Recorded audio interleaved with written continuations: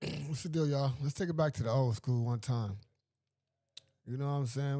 We've been doing all this gang violence everywhere. Let's go back to the old school. You know what I'm saying? When the music was music and it was going tonight is the night. DJ Quik up in the house. DJ Quik, MC, Blood and Crip, going back and forth.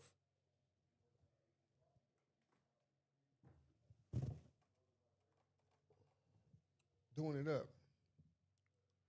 Doing it up, doing it up, doing it up.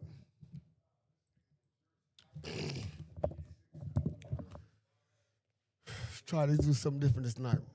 You know what I'm saying?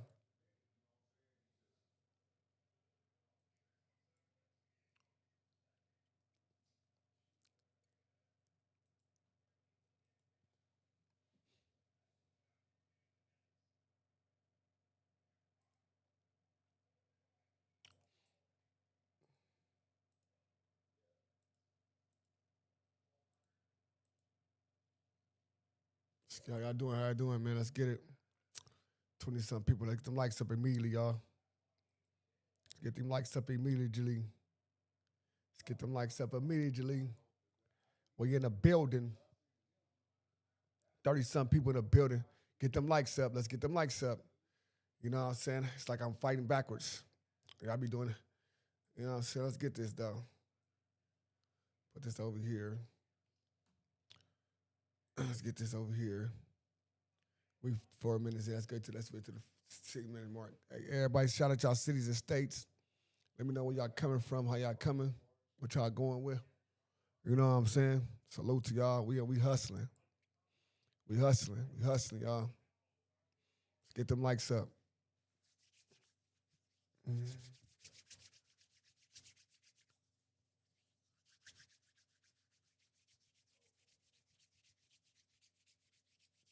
You know what I'm saying?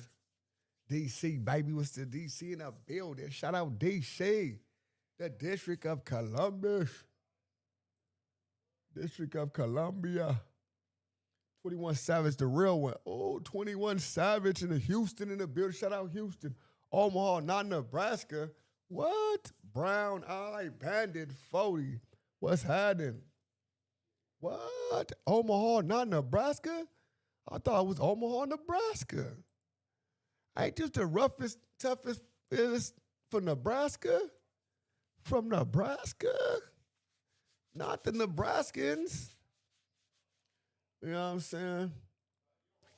Warm the room up. You know what I'm saying? Let's go, y'all. Not the Nebraskans. Mummy Dust, you know, mummydust.com. If y'all want any type of merch y'all see me with, type of shirts, man, mummydust.com, man. Mummy Dust with an eye if you want to be fly, man. We got around the whole globe. We going backwards, y'all. We're going to go backwards from saying back in time. You know what I'm saying? We're going to do some history. You know what I'm saying? We're not going to just stay with what's going on. I ain't forget stuck in today's, you know what I'm saying, podcast and thing. I want to start being able to do history stuff and all that. So I had the chance. Let's go back one time, man. Let's not try to keep going this way. Let's go back. So we taking one of the throwbacks. He's one of them throwbacks. You know what I'm saying? MC Eiht versus DJ Quik. Had it going on. Who don't know about that? Don't make dollars, don't make sense, man. One of the hardest diss there is, man. If it don't make dollars, it don't make sense. You know what I'm saying? Who know about that? Don't make dollars, don't make sense, man. Don't get, man, let the pipper commence. If it don't make dollars, it don't make sense. Gotta give it up to the Crown Prince. Come on, man. Charlie Brown, what's happening, man? You know what I'm saying? Mr. Swole, what's happening with Mr. Swole? Black Demon. Camley, what's the deal? True, what's happening with it? Miss Keita, baby. Salute to all people's in the building, man. Y'all know how we coming. Drop them up, drop the thing in the back channel. Make sure all the mods get in here. Make sure all the people get in here. We about to get this room started. We got like a couple more minutes, you know what I'm saying? We try to get that 10-minute mark.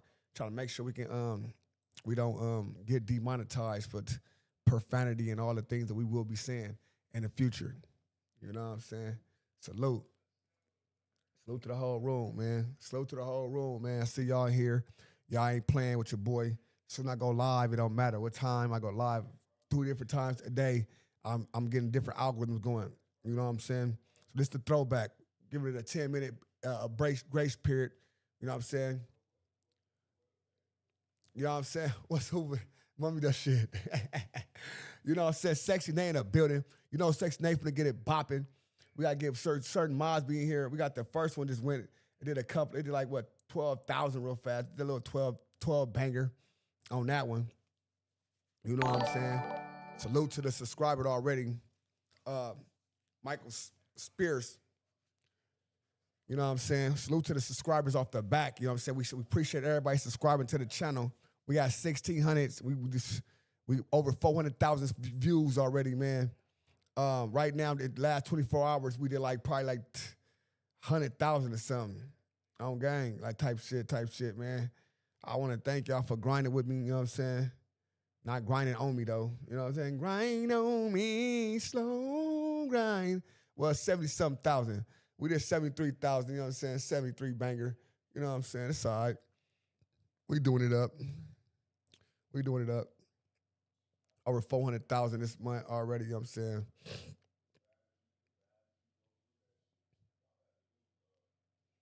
$400,000. I want to see if I can see that. You know what I'm saying? But yeah, man, 400,000 already, man. And we're going to impressions, so we should be off. Man, yeah, we doing it up, man. Impressions over, 400,000 too. So I'm doing right with my impressions. So my impressions come to watch me. That's crazy. I mean, all right, for sure, because it's a live stream. That's why. Let's go. On game. Let's get it going, y'all. Salute to everybody in the room.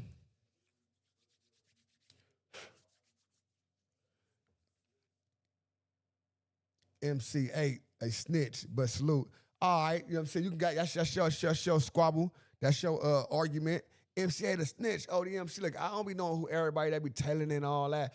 I don't be, you know, like people came in the other day. Oh, you think I'm going to watch 6ix9ine and you want to watch 6ix9ine? Listen, I don't want to watch 6ix9ine, brother.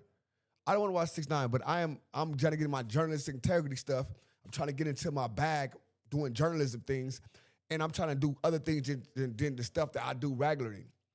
You know what I'm saying? If I do all this hard people, these people that I respect, I can never talk stuff. You know what I'm saying? So I'm doing that because I get it going. Salute to everybody in the room. You know what I'm saying? We're going to go run through this MC Eiht, DJ Quik, little get down, and we're going to see some history. We'll call it a day. You know what I'm saying? Everybody get them likes up for your boy one time. Sexy Nate in the building, you know what I'm saying? She wants y'all to strip, so make sure y'all strip, because Sexy Nate, she coming for the strip sessions. She want to see that thing, do the thing.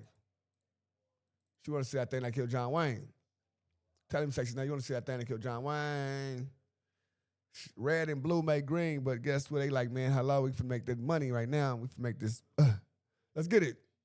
Honestly, to me, this Quik got started over just people's misunderstandings of shit.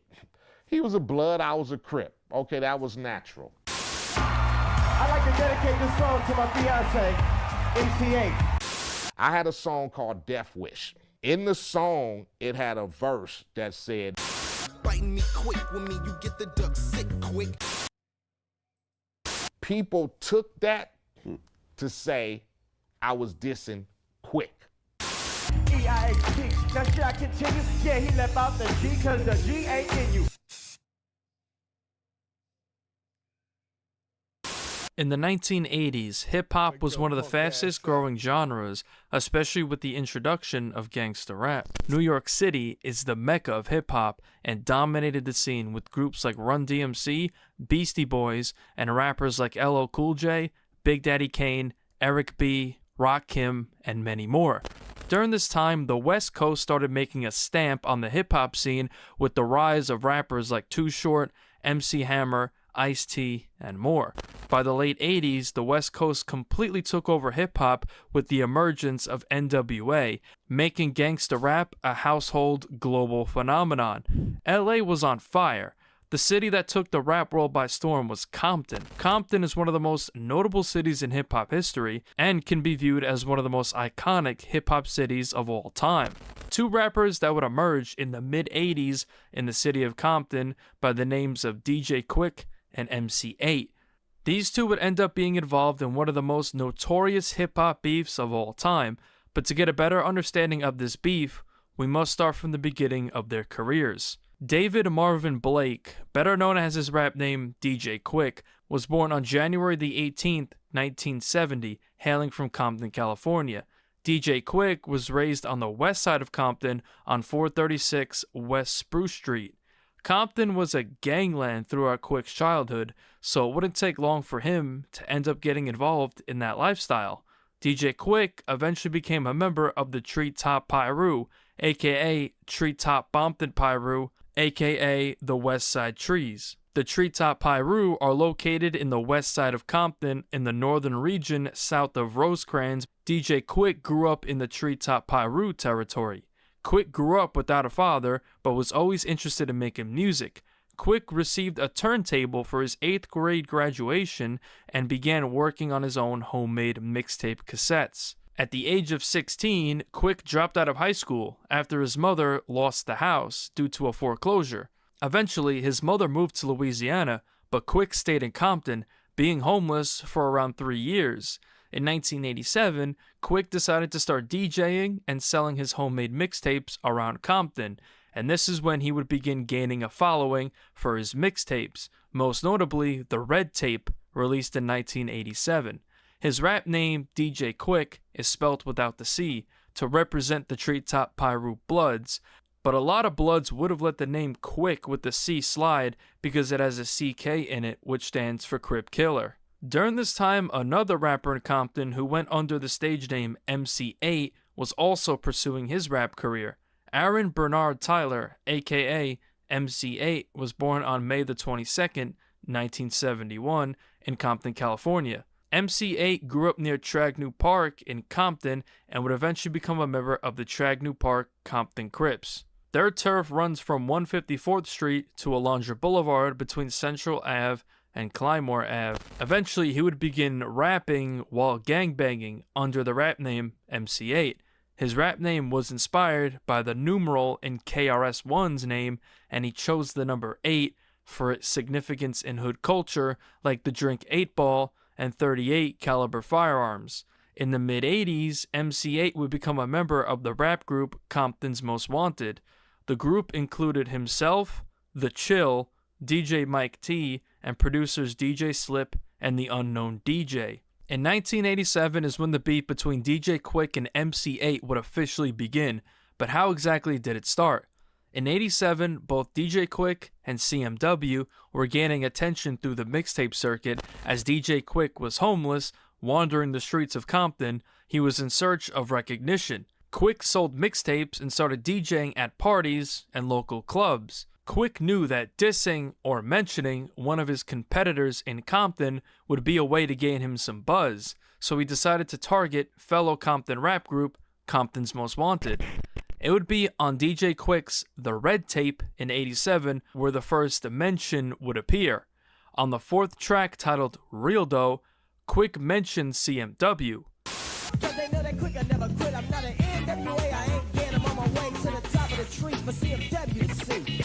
Top of the Tree is alluding to Quik's affiliation with the Treetop Pyru. At the time, the diss wasn't really a big deal because of how small Quik was as an artist. It was more of a slow burner. Quik's popularity rose throughout the late 80s because eventually this mixtape would get him a record deal with Profile Records in 1990. After they heard the Red Tape, they offered him a deal. Eazy-E actually wanted to sign him to Ruthless Records, but it was too late. Quik had already signed with Profile, which he would later regret. Eazy-E then offered Quik a $1 million advance if he signed, but Quik would not be able to as he was locked in with Profile. Profile Records even sent a cease and desist to Ruthless Records for the attempt at signing him again. Eazy-E and DJ Quik were friends, being photographed with each other on multiple occasions. MC Eiht and CMW also started gaining traction in the late 1980s. After Eiht saw Compton rappers blowing up, he chose to leave the gang life and make money in a legit but enjoyable way. A DJ in Compton would eventually get a hold of CMW's underground mixtapes, to which he took a liking to CMW and their style and rhyme schemes. The DJ then took the tapes to DJ Slip, who was located in Gardena, which is located west of Compton.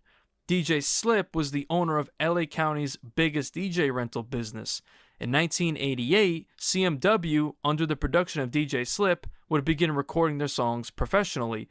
The next year, in 1989, CMW dropped their first single, This Is Compton, on LA-based record label Techno Hop with the unknown DJ. Techno Hop Records was primarily an electro label, but they also helped launch West Coast gangsta rap songs to a bigger audience. CMW would eventually gain even more traction after releasing some tracks with Techno Hop. They landed a deal with Orpheus Records as they began working on their debut studio album. As DJ Quik's buzz grew, the red tape gained a lot more traction, and it wouldn't take long for the tape to get the attention of MC Eiht, who heard Quik's diss on Real Dough. On June 19th, 1990, CMW dropped their debut album, It's a Compton Thing. Track 7 was a song titled Duck Sick, and on this track, MC Eiht would respond to DJ Quik's diss from his track Real Dough. The whole first verse, Eiht dedicated it to responding to DJ Quik. How you diss CMW, boy, you ain't said shit. Your senses should tell you, kick it, don't be a hero.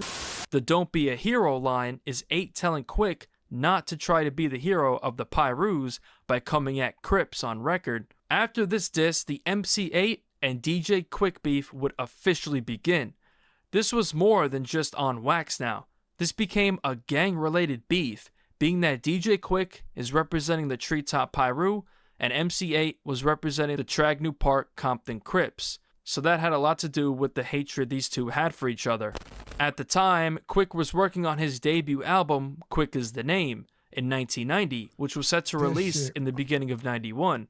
On January 15th, 1991, DJ Quik dropped his debut album, Quik Is the Name.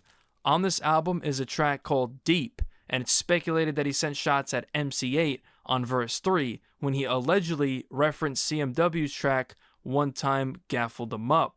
This track is about police brutality against the black youth. Quik basically said that CMW is tough until the police come around.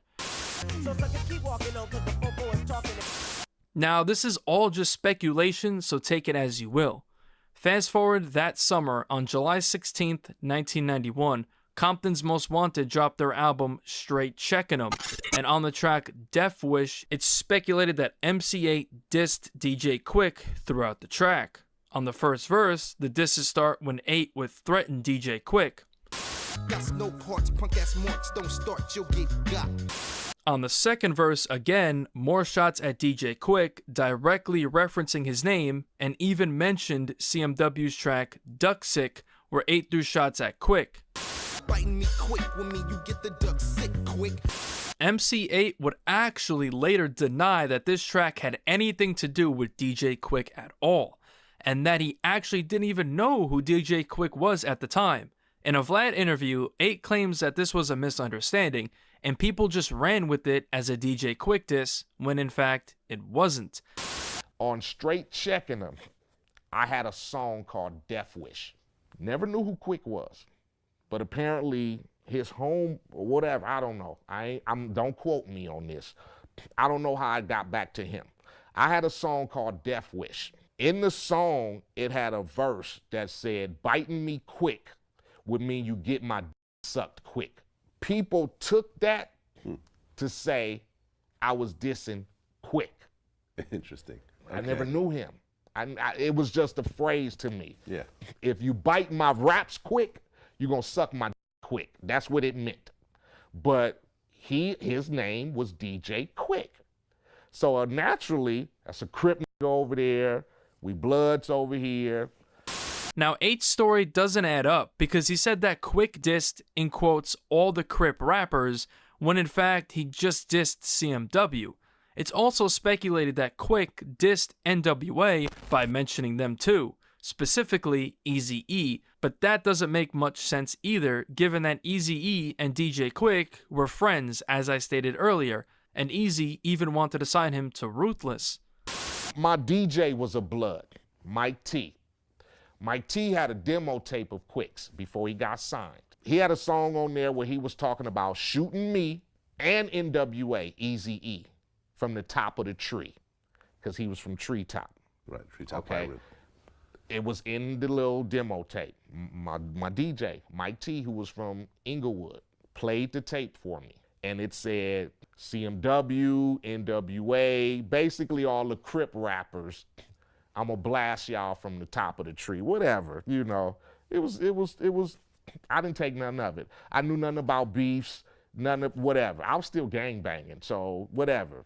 That rap was some rap to me, but it started escalating. A lot of people do in fact believe this side of the story and actually say that it was after Death Wish that the beef would officially begin. But to me, the beef began in '87 when Quik threw shots at him on the Red Tape. There's no denying that Eiht did in fact diss DJ Quik on Duck Sick, which dropped a year before Death Wish, so Eiht's story doesn't really add up in the timeline here. DJ Quik would hear MC Eiht's diss on Death Wish, so of course, he was going to respond, and on July 21st, 1992, DJ Quik dropped his second studio album, Way Too Funky, and on 2 of the tracks on the album, he dissed MC Eiht. On the title track itself, Way Too Funky, Quik dissed MC Eiht throughout the track. The first verse starts off with subliminal shots.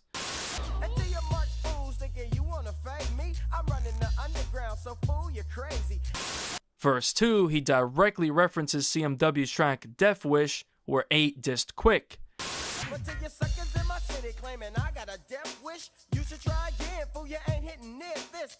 On the closing track, The Last Word, Quik pays homage to all his homies, and at the end, addresses some beefs. Quik got really disrespectful when addressing MC Eiht. And all the rappers from Compton, except one, a no-rapping monkey face, one hit, having simple-minded punk ass nigga from CMW. Of course, MC Eiht was going to hear this, so later that year, on September 29th, 1992, CMW dropped their album Music to Drive By, and then on a couple of songs, Eiht goes back at DJ Quik. On the track Duck Sick 2, he goes at DJ Quik throughout the entire track, mocking him for making party songs and rapping with a high pitch. Get a grip, do it quick. The Duck Sick 2. On the track Dead Men Tell No Lies, the first 2 verses are subliminally dissing someone, likely DJ Quik. The third verse, Eiht directly mentions Quik's disses on his track Real Dough, where Quik said he's gonna, in quotes, shoot CMW off the top of the tree, and asks DJ Quik why he even dissed him on his underground tape. Talking about you shoot the 8 from the top of the tree. Why'd you have to diss me on your underground tape? On the track Death Wish 2, MC Eiht viciously attacks DJ Quik once again. You shouldn't have made that tape, but you pushed me. The brother with the worm, skinny as a worm.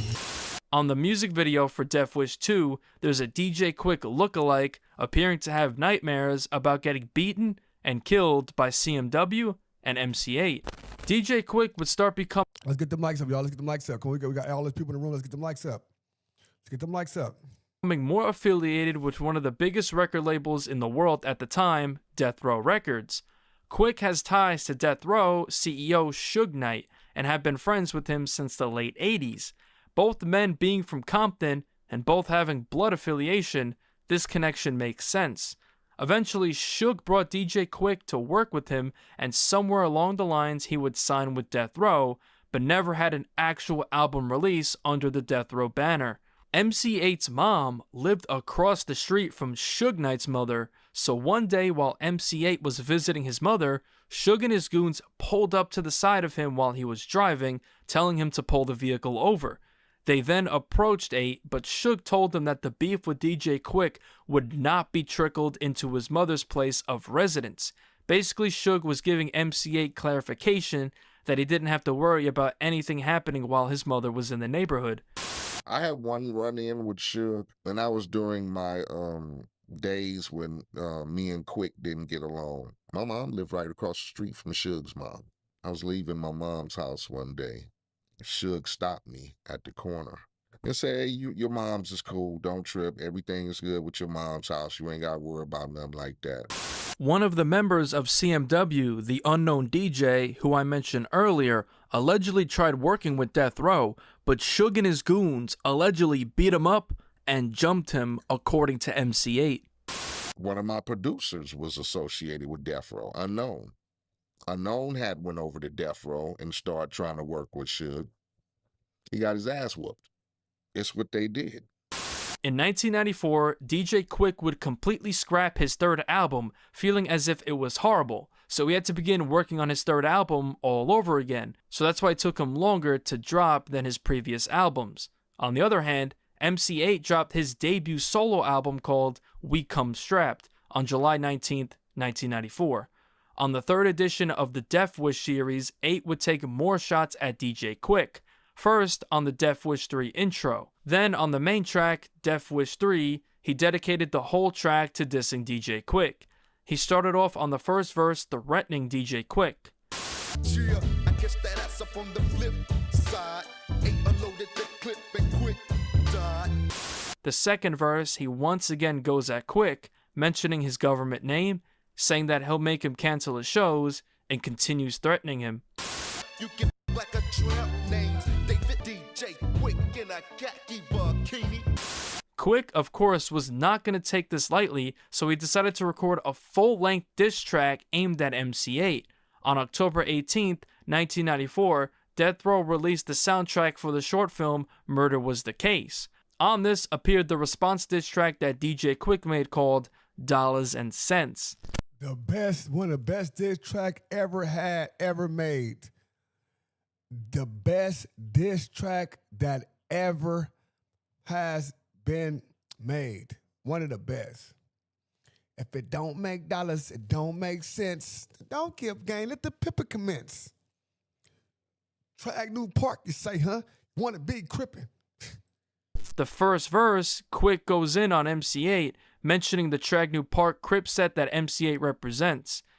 1, 2, 3, 4, 5, 6, 7, 9, 10. Ain't you can't win. Track New Park, you say, huh? Wanna be rippin'. Quik also mentions an alleged airport confrontation that occurred between the two when he refers to MC Eiht by his government name, Aaron Tyler. Now, Aaron Tyler, tell me why you seem so tame when I caught you at the airport shaking like a crab game. He clowns MC Eiht for referring to himself as the Compton Psycho. Compton Psycho, boy, you oughta quit. Your records don't hit, and bitches don't drop your shit. The second verse has more shots at Eiht. Eiht tried to knock it, but he's still walking around with my nuts in his pocket. And for those of y'all concerned, this is still a killer. Third verse, Quik has one of the most iconic lines in a diss track ever when he said this. EIHT, now should I continue? Yeah, you left off the G, cause the G ain't in you. Dollars and Cents is one of the greatest diss tracks of all time, and a genius response track that was a hit record. Fast forward to February 21st, 1995, DJ Quik dropped his third album, Safe and Sound, which was released under Profile, but executively produced by Suge Knight. On the album appeared Dollars and Cents, but there were more tracks where DJ Quik went at MC Eiht. On the track Let You Have It, on the second verse, Quik addresses MC Eiht. This time, Quik referenced the line that started all of this beef on Real Dough off the Red Tape, where he said to the top of the tree. Well, Quik actually claims that this was not a diss, just Quik letting CMW know. What's the deal? Appreciate it. Nigga, you left out the G because the G ain't in you. That he was on the come up. Yeah, I said your monkey's name in my underground tape. We wasn't dissing, letting you know the other side was on a mission. Now, this is where the story can get confusing, because Eiht said in multiple interviews and on Wax that Quik dissed him on Real Dough, saying that he was going to shoot him off the top of the tree. But Quik never actually said that, so maybe MC Eiht completely misinterpreted what DJ Quik actually said. Quik then takes more shots at MC Eiht and mocks Compton's Most Wanted. So there it is, MC Eiht, cause you're whack. And Mr. Quik can keep the niggas down with another sack. The intro to the album is a track called Street Level Entrance. Quik disses MC Eiht, calling himself Eiht Killer, and calls out all of Eight's homies. And this is still Eiht Killer. And all his old scary ass homeboys too. Around this time, Quik had recorded a track that would go unreleased called Boom.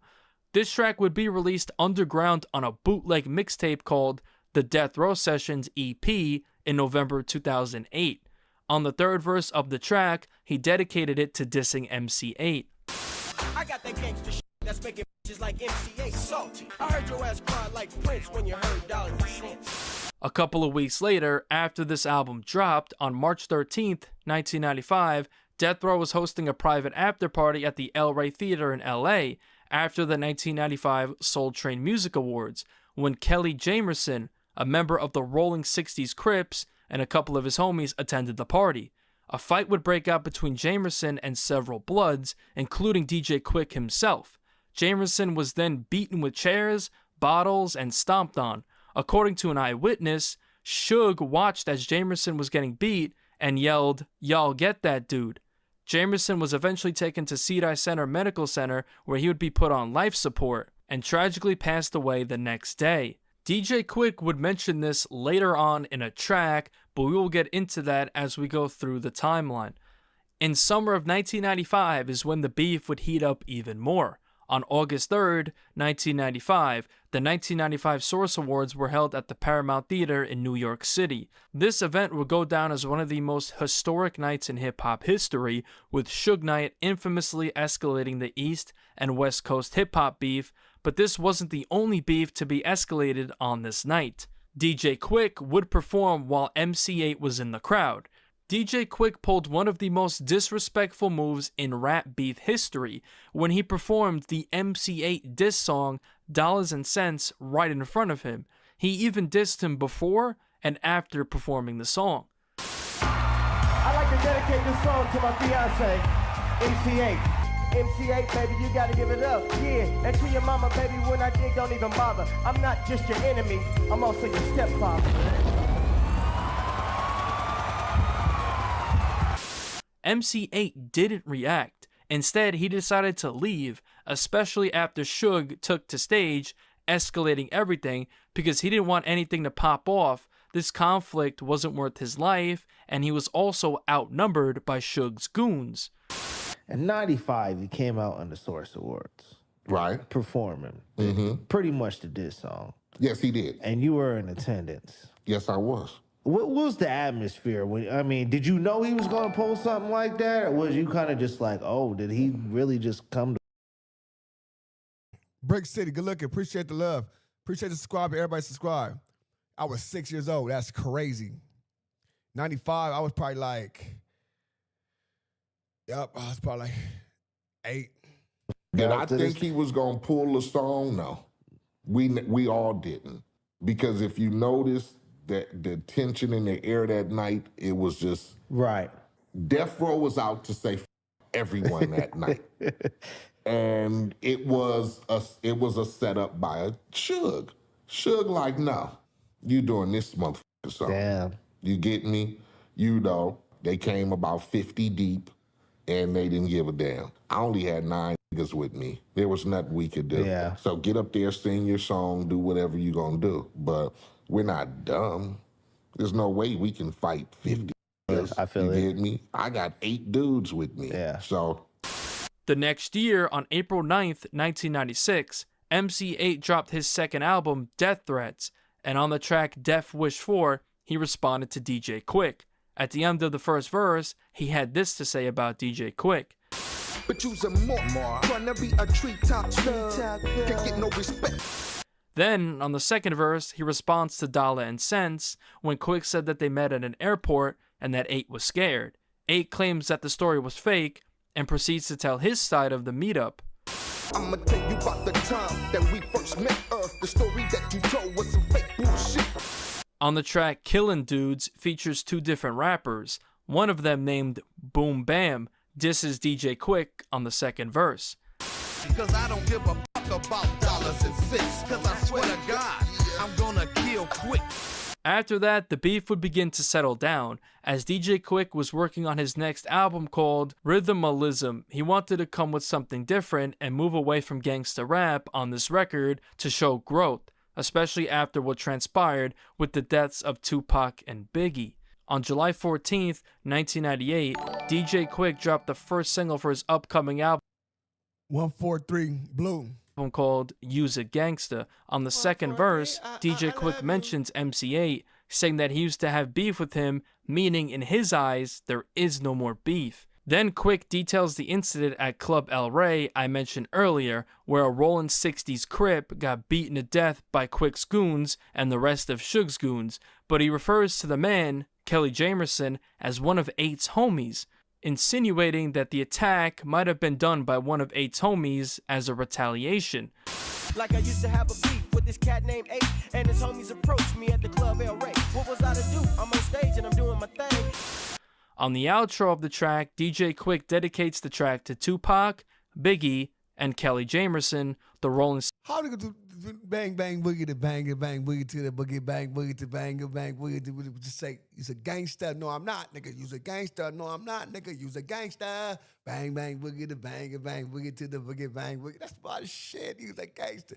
I'm only 155 pounds. I remember I used to go crack. 60s Crip, who was beating to death, giving them an RIP. He then says that he would be down with doing a record with MC Eiht. And to MC Eiht, when you get your head together, maybe we can do a record. Feel me?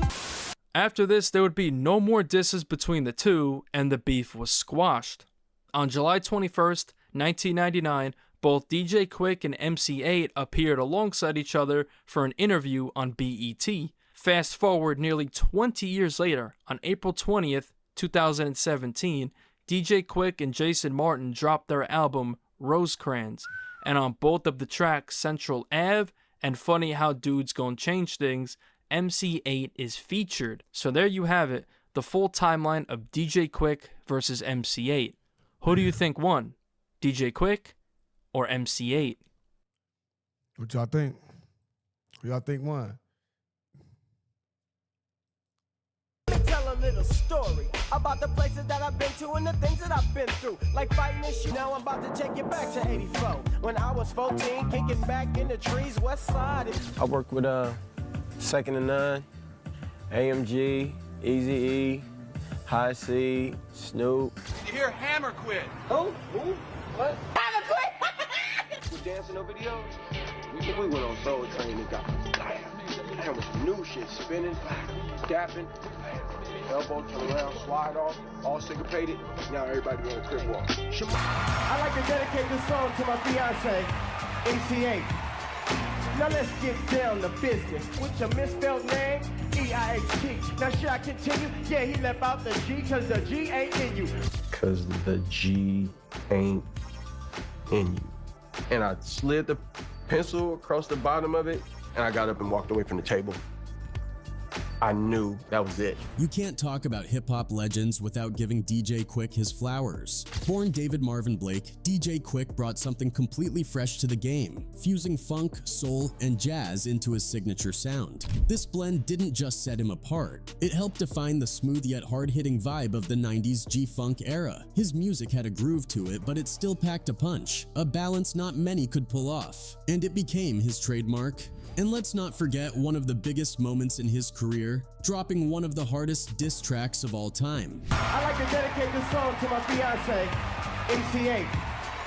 Now let's get down to business. With your misspelled name, Eiht. Now should I continue? Yeah, he left out the G, cause the G ain't in you. That track wasn't just a diss, it was a cultural moment. It hit so hard that people were literally getting shot for bumping his music. You said that in Compton, people get shot at for playing DJ Quik in their car sometimes. I got shot at.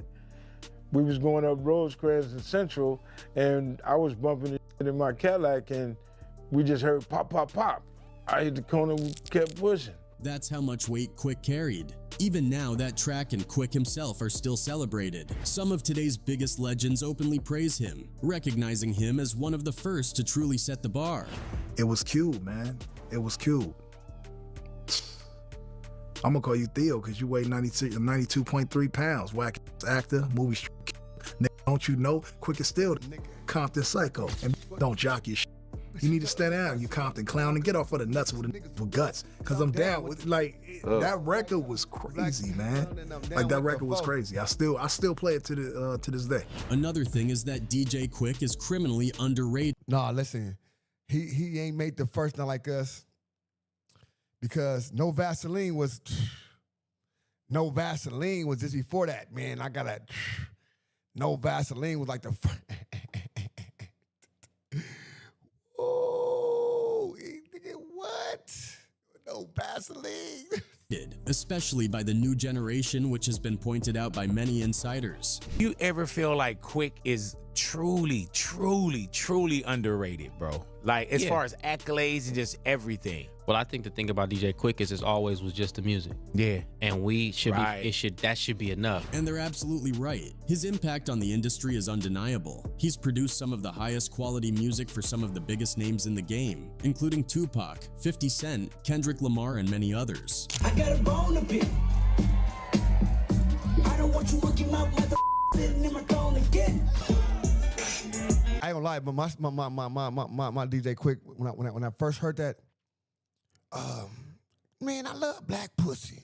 I said, oh, this nigga is saying that? Nigga said, I love black pussy. I said, oh, he is too much. He can say that? And black pussy. I said, oh my goodness, it's up. Produced by Daz Dillinger. No, baby, was crazy.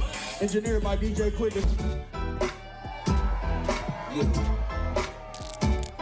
Some even call him the Blood Eazy-E, which is a playful nod to Eazy-E's iconic status as a Crip. The comparison makes sense though. They both had crazy influence, undeniable charisma, and represented their respective sides of the culture with pride. And the coolest part is that despite being on opposite sides of the gang spectrum, DJ Quik and Eazy-E were super tight. Did you hear Hammer quit? Who? What? Hammer quit! Quik has spoken many times about his admiration for Eazy, calling him one of his biggest inspirations. I always wanted to be like that. I always wanted to sound like him. I wanted to get my jerry curl done at the same place he got his done at. You know what I'm saying? You know, that's one of the just easy going. Bro, Eazy-E used to come to my house, knock on the door, come inside, and kick it. Yes. Like, bro, you a millionaire? We living in Gardena. Like, what are you doing over here, my nigga? He was just a cool, smart, so smart that it was like every single thing he said made sense. You know, and you could use it. There's way more to DJ Quik's story, so let's take a closer look at how this West Coast legend carved his place in history. David Marvin Blake, better known as DJ Quik, was born on January 18th, 1970 in Compton, California. Growing up on the west side of Compton at 436 West Spruce Street, Quik was surrounded by the tough realities of gang life that shaped much of the city. Compton, being a hotbed for gang activity, inevitably pulled him into that lifestyle. He became affiliated with the Treetop Piru, also known as Treetop Bompton Piru. Piru is crazy. Nigga said Piru. Ha, Piru. Pirus. Treetop Bompton Pirus. Piru, or the West Side Trees, a blood gang located in the northern region of Compton, south of Rosecrans. Living right in the heart of Treetop Piru territory, Quik's environment heavily influenced his identity and later his music. Quik was the youngest of 10 siblings and faced a tough upbringing. His father left when he was very young, and Quik only met him once. My mom sent me to go spend some time with my dad when I was like maybe 4 years old.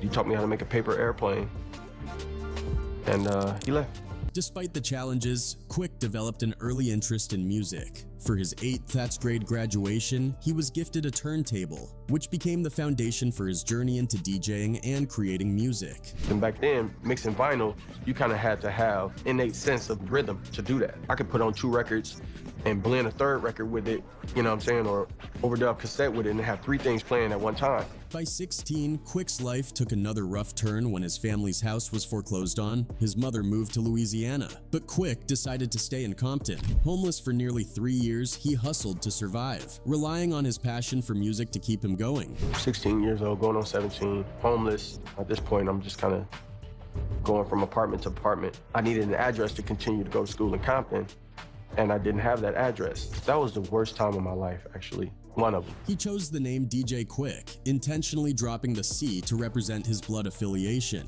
Interestingly, even with the C omitted, the CK in Quik could still be read as Crip.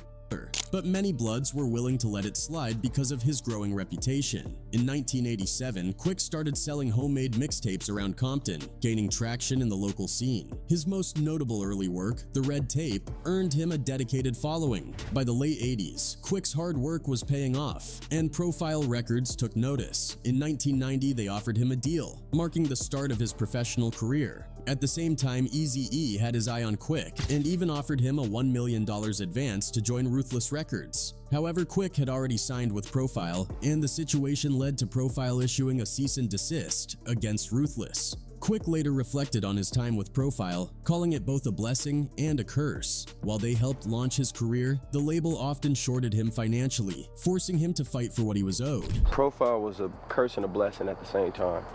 I mean, they put us out there, but they didn't pay us. Nevertheless, Quik made a splash with his debut album, Quik is the Name, released in 1991. Fueled by hits like Tonight and Born and Raised in Compton, the album climbed to number 10 on the charts and eventually went platinum. Although none of his later albums matched the commercial success of his debut, Quik continued to be respected as a producer and artist, working with acts like Second 2, None, and others. However, as Quik's music career was taking off, his gang ties and fiery personality led to trouble. In 1991, he performed at the Event Center in Denver, Colorado, a venue located on the notorious East Colfax Avenue, a strip known for gang activity and crime, particularly with the Treachery Crips and other Crip sets. On that fateful night, Crip gang members bought tickets and packed the venue. During his performance, they began taunting Quik, and he responded by throwing up Blood Gang signs while performing his hit song Tonight. To escalate things further, Quik altered the lyrics from F it, let's shoot some craps to F it, let's shoot some Crips. The tension exploded when someone from Quik's entourage threw 40 ounces beer bottles into the crowd, hitting one Crip in the face and another fan in the jaw.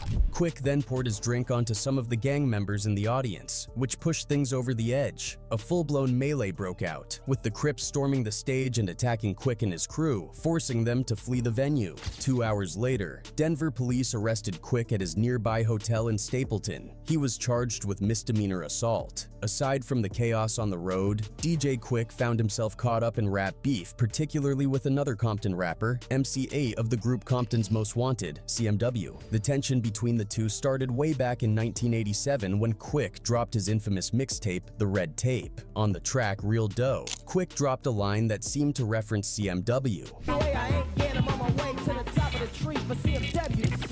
Although it wasn't blatantly hostile, it was enough to get noticed. At the time, Quik was still relatively unknown, so the diss didn't create much of a stir right away. But as his popularity grew, the Red Tape started gaining traction, and that little mention of CMW didn't go unnoticed for long. When MC Eiht finally heard Quik's mention on Real Dough, he wasn't about to let it slide. On June 19th, 1990, CMW dropped their debut album, It's a Compton Thing. Track 7, Duck Sick, was MC Eiht's direct response to Quik's earlier diss. The whole first verse was aimed at Quik, with Eiht telling him not to act like the hero of the Bloods by dissing Crips on record. CMW, boy, you ain't said jack.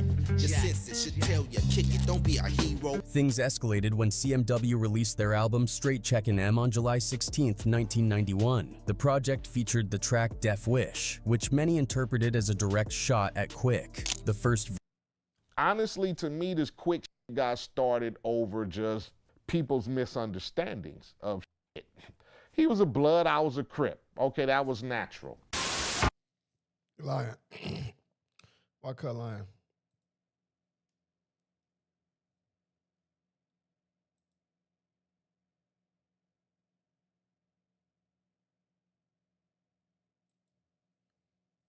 You said that in Compton, people get shot at for playing DJ Quik in their car sometimes.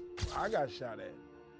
We was going up Rosecrans and Central, and I was bumping this shit in my Cadillac, and we just heard pop, pop, pop. I hit the corner and kept pushing. I remember the Crips even came to kill me and DJ Quik at a funeral in Inglewood. The Compton Crips and the Compton Pyros were not playing. If If you were a Blood or a Crip back then, you were automatically a magnet for chaos, especially in an era when things were completely out of control. And of course, even celebrities weren't safe. The Compton Crips and the Compton Pyrus were not playing. And it doesn't take much to get you clipped. Enter DJ Quik. He was one of those who not only stared death in the face, but also got caught up in some of the deadliest gang wars Compton had ever seen. At a time when bodies were dropping left and right, the streets were pure chaos. Let's dive in. So DJ Quik's longtime manager Stan Shepard once gave fans a shocking look into just how close hip-hop came to losing Quik for good. It all went down at a funeral of all places, a setting that's supposed to be about mourning, respect, and peace. But instead, it became the stage for an attempted hit on Quik's life. According to Stan, some Crips had disguised themselves as regular funeral attendees, blending right into the crowd. Their real intention was to kill him and DJ Quik. Stan even recalled it bluntly. The Crips came to kill me and DJ Quik at a funeral. Remember, the Crips even came to kill me and DJ Quik at a funeral in Inglewood. Now, here's the thing. Rapper High C was there with them, and the attackers mistook him for DJ Quik at first. But once they realized it wasn't Quik, everything spiraled out of control. Gunfire erupted, and instead of just going after Quik, the shooters turned their weapons on unarmed people who had come to pay respects. Panic broke out. People ran for their lives, and bullets were flying through a place meant for grief and silence. And they pulled up to me and Crawford, and they thought Crawford, High C, was Quik. When they saw it wasn't, they moved a little bit to the side, and then other cars were coming through. And so everybody in the church was running out. There was gunfire everywhere. But the most heartbreaking part was that Quik's girlfriend at the time was murdered in the attack. That loss hit him in a way that left permanent damage. Stan said the experience carved indelible scars into Quik's mind, so much so that he developed PTSD, plagued with recurring nightmares and a constant state of hypervigilance. For Stan himself, it was a turning point too. He admitted the event shook him to the core, saying the paranoia of living around so much death and violence changed him forever. He couldn't be the same person he once was. It got so close to me that I had to redirect my life. I got paranoid. I was completely paranoid. Every time I would leave anywhere, it destroyed everything in my life. Stan didn't sugarcoat how serious things were either. He pointed out that during those days, Compton gang politics were ruthless. In his own words, the Compton Bloods and Crips were not playing at all. And when he says not playing, he means it literally didn't take much to get someone killed. The Compton Crips and the Compton Pyrus were not playing. These people will kill you, and it doesn't take much to get you clipped. Stan even revealed that people would come up to him offering to take care of whoever he had a problem with for as little as $500. That was the going rate for a life in the streets back then. That's how cheap, how casual, and how cold-blooded things had become. I have people that have come to me with $500 to ask me for $500 to kill somebody that I was having a problem with. But to really understand why a funeral could turn into a bloodbath like that, you gotta understand Compton itself, the city that shaped all of this. See, Compton wasn't always the tough concrete battlefield it's known as today. Back in the 1950s, it was actually quiet, calm, and mostly white. It was farmland, suburban vibes, a place where families were raising kids with backyards. One of the city's founders, Griffith Dickinson Compton, even set aside Richland Farms so agriculture would always be part of the community. But history had other plans.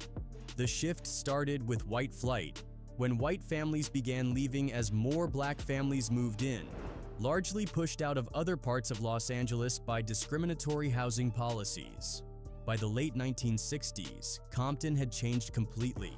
The Watts Rebellion in 1965, which happened just a few miles away, was like the final nail in the coffin. From then on, the demographics flipped, and so did the energy of the city. The peaceful farmland vision was gone, and in its place came a tougher, more hardened environment where gangs, poverty, and survival on the streets became part of everyday life. By the time the 1980s rolled in, Compton had already earned itself a— Come on, let's get to 100 likes, y'all. Come on, let's get to 100 likes. We need 34 people. Come on, 34 people to double tap the screen. Dark reputation, a new name that stuck like a scar, murder capital of the United States. And that wasn't just some dramatic nickname people threw around, it was backed by the numbers, and those numbers spelled blood on the pavement. In 1990 alone, the murder rate skyrocketed to almost 9,100 for every 100,000 residents. South Central LA was rough, no doubt, but Compton was on another level.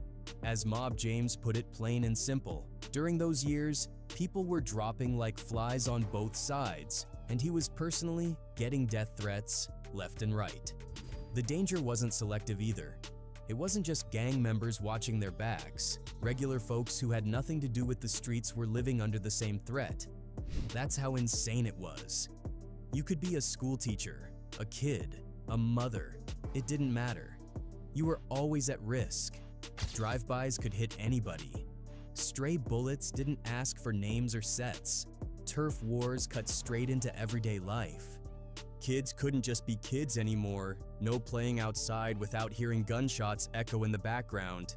And mothers couldn't close their eyes at night without fearing the worst, that tomorrow they'd be burying their sons. That's the weight the whole city was carrying. Tonight, we look at the first layer of victims, the bystanders, the people caught in the crossfire. Oh man, it ain't nobody gonna bring her back. Ain't nobody. Then came the crack epidemic in the early 80s, and that's when everything went from bad to catastrophic.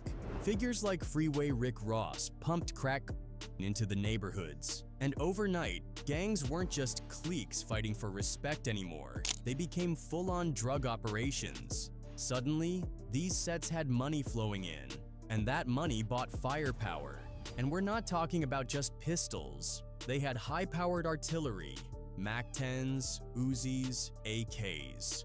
The escalation was insane. And as if that wasn't bad enough, the very people who were supposed to protect the community, the Compton Police Department, had their own reputation: treacherous.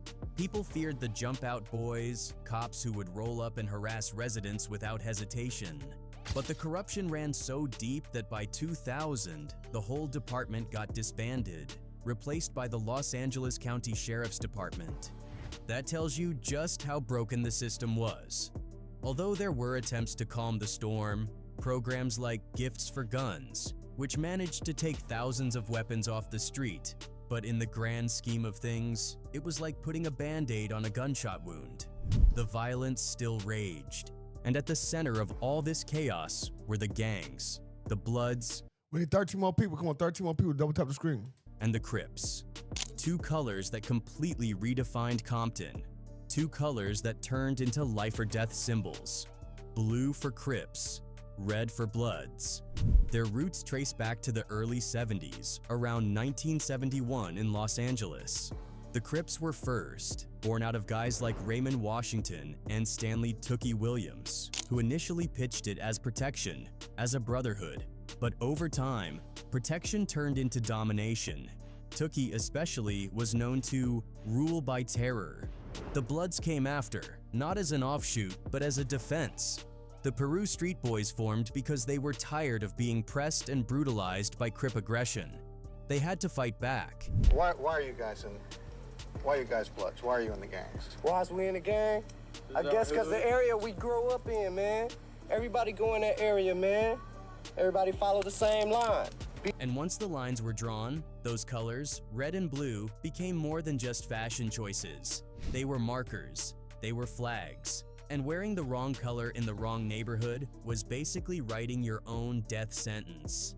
And the craziest part was that it wasn't just gang members who had to worry about it. Civilians who had no connection to the lifestyle could get killed for something as simple as wearing a red jacket or a blue hat. A 13-year-old shot, his father and sister killed because the boy wore the wrong color hat. A drive-by shooting in Stockton, the victim wearing the wrong colors. Even music wasn't safe. Mob James gave a perfect example. One day he's driving down Rosecrans in Central. Peru. They turned to Peru. Deep in Crip territory, in his Cadillac, he's bumping DJ Quik, a known blood. And in that split second, that song alone was enough to mark him as an enemy.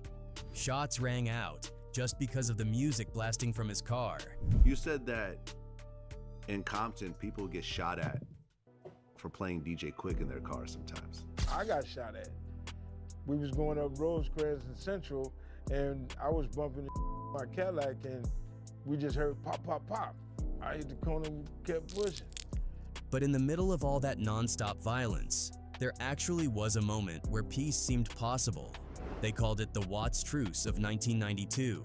Just days before the whole city exploded during the Rodney King riots, these gangs, Bounty Hunters, Grape Street Watts, Hacienda Village, PJ Watts, met up at a Muslim mosque and signed an actual treaty. And this wasn't just a handshake in the street either. They modeled it after the Israel-Egypt armistice. For a second, it really felt like something was shifting. And it worked, at least briefly. The following year, gang-related deaths in LA dropped by 10%. That might not sound huge, but in a city that hadn't seen a decline since 1984, it was historic. They even held unity picnics, where rival sets came together, laughed, ate, and for once the community felt like it was healing. Mothers could breathe a little easier. Kids could actually play without as much fear. It was a glimmer of hope. But sadly, that hope didn't last. The problems ran deeper than colors and sets. Promises were broken. The system never shifted fast enough. Economic struggle, poverty, constant police harassment, it all chipped away at the fragile peace. And the hate was too rooted, too ingrained. Within months, the streets went back to red versus blue, bullets flying, funerals piling up. And when the war kept going, it didn't just take nameless soldiers. It started swallowing the biggest names in hip-hop. Take Tupac Shakur. His death in 1996 shook the world, but it was still tied back to that same blood versus Crip conflict. Tupac, Suge Knight, and Death Row had mob Piru ties, Bloods from Compton. And then came the infamous MGM Grand Fight with Orlando Anderson, a Southside Crip. That beatdown lit the fuse, and the Crips came for Tupac. The drive-by in Vegas ended it. Trouble-plagued rapper and actor Tupac Shakur is dead at the age of 25, just about a week after sustaining 4 bullet wounds last Saturday night in Las Vegas. Fast forward, and the story repeated itself with Nipsey Hussle. Decades later, in 2019, Nipsey, who was a respected voice and also a Crip, was gunned down outside his own store by another Crip. Now to that breaking news overnight, Grammy-nominated rapper Nipsey Hussle shot and killed outside his own clothing store in Los Angeles. His murder triggered another round of peace talks, a new push for unity. The landscape shifts with time, but the struggle between peace and war has never fully gone away. Now, circling back to DJ Quik, the world he was caught up in was already wild. But even before he was dodging death in the spotlight, his childhood wasn't much easier. Quik was born January 18, 1970 in Compton, California. He grew up on the west side, 436 West Spruce Street, smack in the middle of gang territory. Compton had already become a breeding ground for Bloods and Crips by then, so it wasn't surprising that the environment pulled him in too. He ended up affiliating with the Treetop Peru, sometimes called Treetop Bompton Peru, or the West Side Trees, a blood set based in the northern part of Compton, just south of Rosecrans. Living right there in their stronghold shaped his identity, and later, it would seep directly into his music. Life at home wasn't any easier. Quik was the youngest of 10 kids. His father wasn't in the picture, left when Quik was really young, and he only saw him once in his entire life. My mom sent me to go spend some time with my dad when I was like maybe 4 years old. He taught me how to make a paper airplane, and he left. That absence weighed on him. Still, Quik found one thing that gave him light: music. For his 8th grade graduation, someone gave him a turntable. That gift became the spark. He started spinning records, experimenting with sounds, and slowly, his passion turned into his purpose. And back then, mixing vinyl, you kind of had to have innate sense of rhythm to do that. I could put on 2 records and blend a 3rd record with it, you know what I'm saying, or overdub cassette with it and have 3 things playing at one time. But by the time he was 16, life hit him with another blow. His family's house got foreclosed. His mother moved out to Louisiana, but Quik stayed behind in Compton, determined not to leave. That decision left him homeless for nearly 3 years. But through all of it, music kept him alive. 16 years old, going on 17, homeless. At this point, I'm just kind of going from apartment to apartment. I needed an address. That was the worst time of my life, actually. One of them. It was around this time that he officially took on the name DJ Quik. And he wasn't just being clever with the spelling. He intentionally dropped the C to show his blood affiliation. And even without the C, the CK in Quik still stood for Crip Killer. Normally, that could have caused serious issues. But by then, Quik's talent was undeniable. His reputation in the streets and in the music scene was growing so fast that even were willing to overlook that small detail because they believed in what he was bringing to the table. By 1987, Quik was really starting to carve out his name in Compton. He hustled by selling his own homemade mixtapes. All right, we get out of here. I just wanted to show a couple of things. You know what I'm saying? DJ Quik versus MC Eiht. How that stuff going down. What y'all want to do?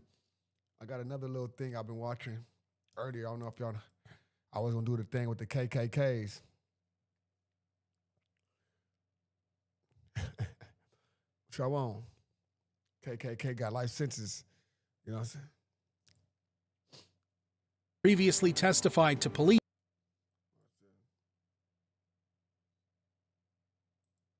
It was a racially motivated crime. It was a racially motivated crime.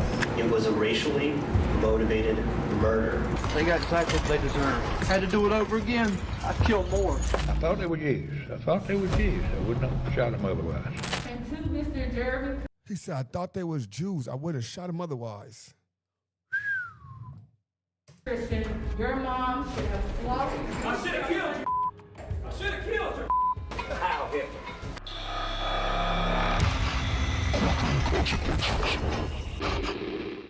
This is Peyton Gendron, a mass murder suspect in New York.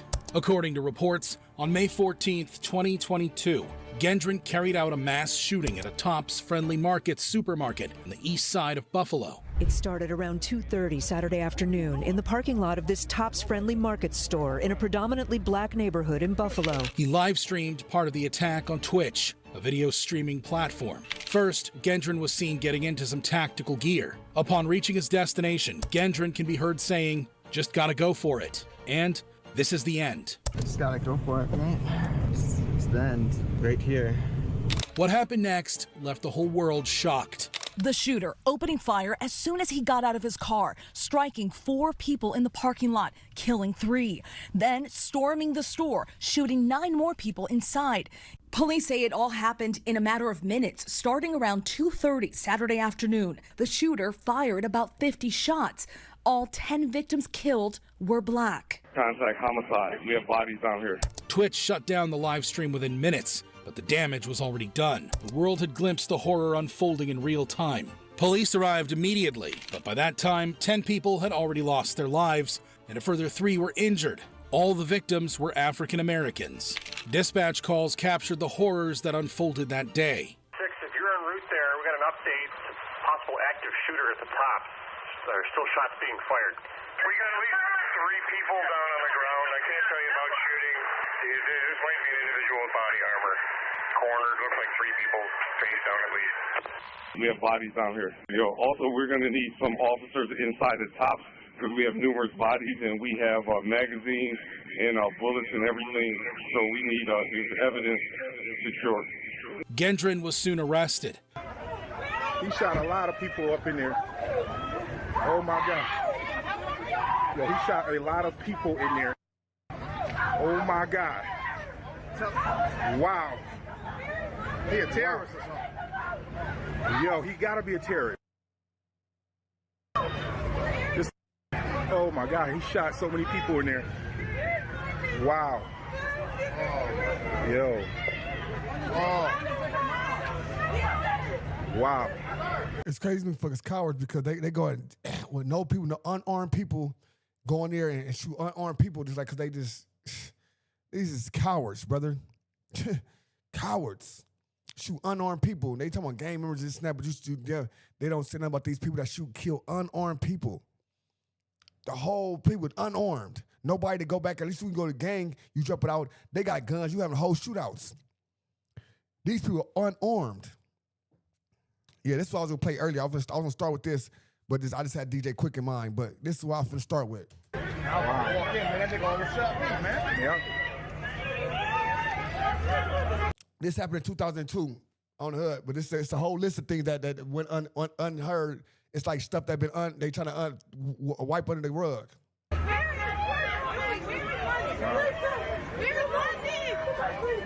Authorities said he initially tried to kill himself, but was talked out of it by officers. He worked his way back towards the front of See, he killed all the people inside the thing. The police didn't shoot him, but let him in black. They would have smoked him.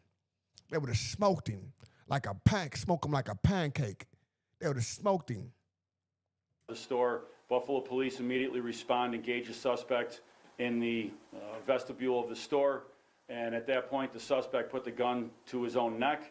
Buffalo police personnel, 2 patrol officers, talked the suspect into dropping the gun. He dropped the gun, took off some of his tactical gear, surrendered at that point.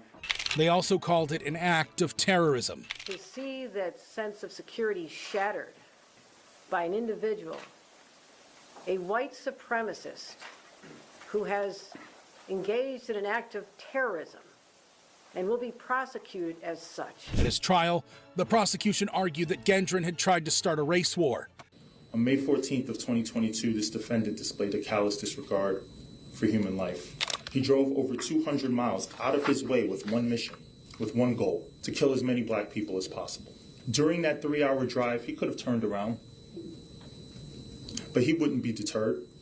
He was steadfast to accomplish his goal of killing as many black people as possible and starting a race war.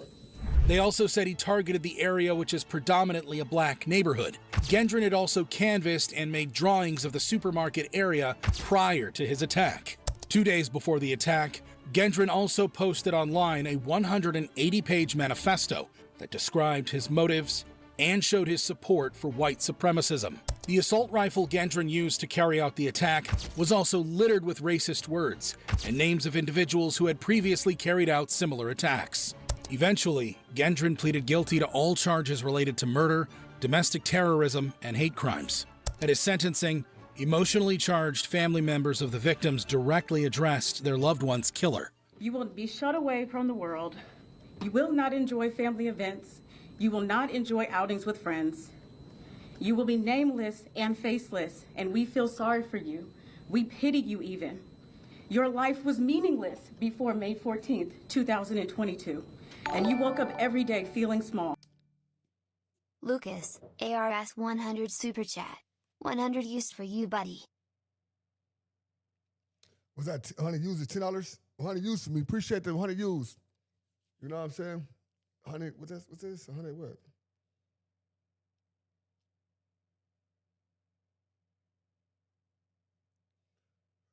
I think that's 100 something.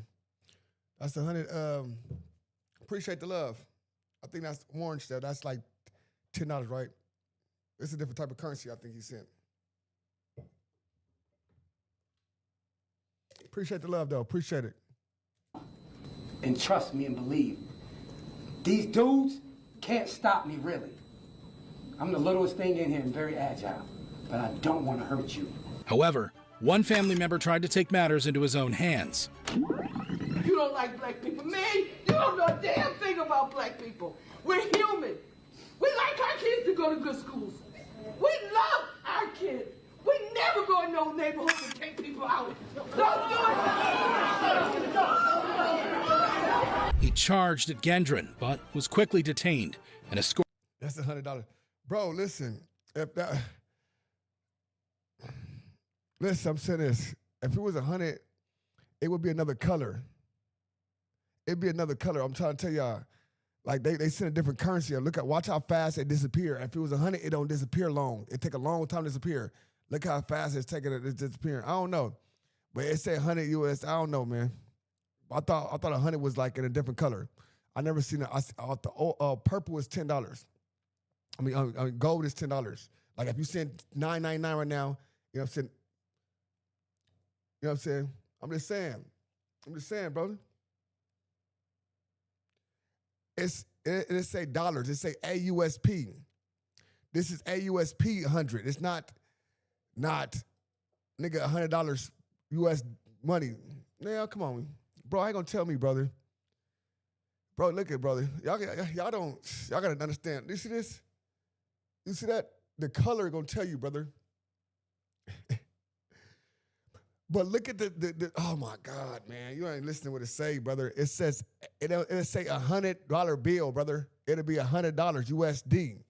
This says ARS is something else, a different currency. Watch this. Watch this. I don't know what the fuck ARS is. To US. This the currency it is, brother. So it's a peso type shit to US. So they gave it, that's why it's the color, bro. I know what the fuck I'm talking about, brother. Don't tell me nothing. You know what I'm saying? Like, I know what the fuck I'm talking about, brother. It's a peso. It's a peso they sent. And so they said 100 pesos, it equals $10. So I'm trying to tell y'all, brother. Like, let me do this. Like, it's gonna tell you the color. The color gonna tell you everything. If it's the color gonna tell you everything. The color gonna tell you what's 10, if it's 5, and if it's other thing. It ain't, you can't, I don't give a fuck what the words say. The color gonna tell you the money. Straight up. The color gonna tell you. If it was 100, it'd be red. That'd be 100. It'd be red. 100 is red. 100 is red, brother. And, you know what I'm saying? Straight up. $100 is red like a motherfucker. It'd be red, and it gonna stay for a long time. It won't be going fast. Escorted out of the courtroom. Straight up. You see how fast that's going? That's disappearing. You see how fast that's disappearing, brother? $100 gonna stay for about a minute. Straight up. Nah, I know what the fuck going on, brother. You can't. It's a different currency, brother. I know. Listen, I appreciate it, though. That's $10. I appreciate it. I'm not, you know what I'm saying? He gave 100 of them, so I appreciate it. But I know what the fuck going on. Y'all tell me, that's $100. You look stupid. He sent you 100. Brother, let me tell y'all something, bro. I do this. I'm the one that's on this motherfucker looking at the currency. Trust me, I got you. Why I go back and forth? Because he's my audience. That's why I got to. That's my peoples. I go back and forth with him because he's my peoples. You know what I'm saying? And I'm talking to them. Simple. I love them. These my peoples. They here for me. They here to be talked to. You know, that's why they subscribe to the channel. That's why they send cash apps. Appreciate it again, brother. Appreciate the Lucas, ARS 100 super chat. Gotcha, buddy. I am from Argentina. All right, Argentina. Okay, 100. See, they got y'all. He ain't got me. He got y'all. Argentina. On the sec. Appreciate the love, Argentina, man. Real talk. You know what I'm saying? Argentina love in the building. You know what I'm saying? I'm just saying. Y'all be trying to tell me what's going on on the gang. Appreciate the love.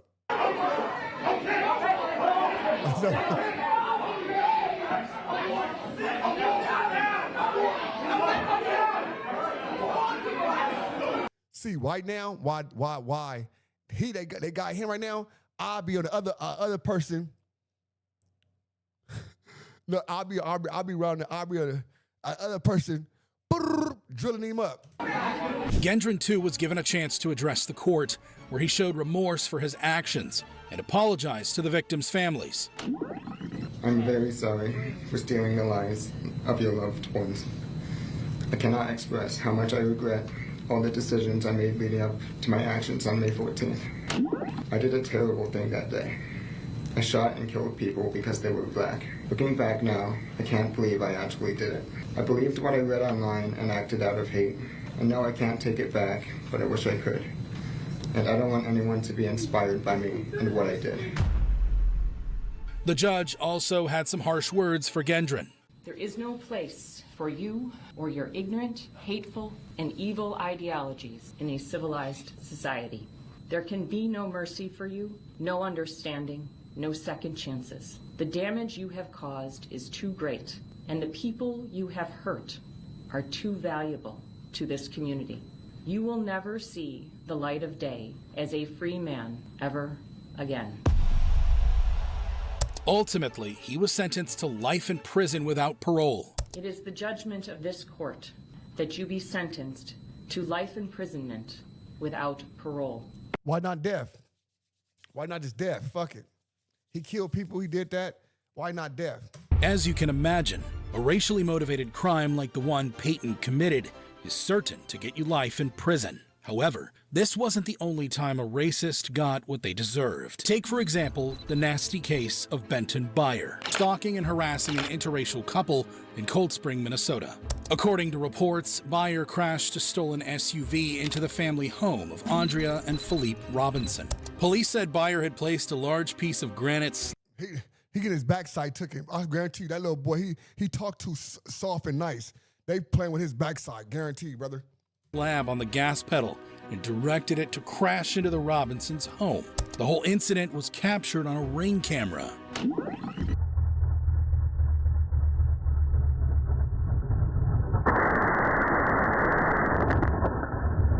Inside the truck, a teddy bear hung from a noose, symbolizing the racist intent behind the attack. The event left the Robinsons in shock. I'm still in shock. I can't believe this. Every day I just come out here and think it's a bad dream. How do I supposed to feel safe? I mean, my wife, my children don't want to stay here, and I understand. However, this was not their first encounter with Byer. It all started when the Robinsons posted a video about racism and put a Black Lives Matter sign in their yard. In retaliation, Byer had smashed in the windows of Andrea and her daughter's cars. I tell the world what my kids go through. Wake up to car windows busted out. And here we go again. Our windows are broken again. The sunroof is shattered. This led to a restraining order being filed against Byer. However, that did not deter him, as the harassment lasted over 80 days. He went from busting out windows to shooting at cameras to knowing our schedule well enough that he would follow my wife at grocery stores. Andrea even made a play on social media about their whole ordeal. He's very well aware of our schedule because he stalks us every day for the past 83 days. I need everyone watching this video to contact the Stearns County Prosecutor's Office, to contact every media organization, because we will be willing to speak. Finally, Byer was arrested after a neighbor turned him in. He was charged with stalking, harassment, first-degree property damage, and second-degree assault. Court documents revealed that Byer's racial attack started because he believed his girlfriend cheated on him with Philippe's son. Eventually, the jury found Byer guilty of 7 charges, including 2 counts of second-degree assault. At his sentencing, an emotional Andrea recounted how Byer's actions had damaged her home and family.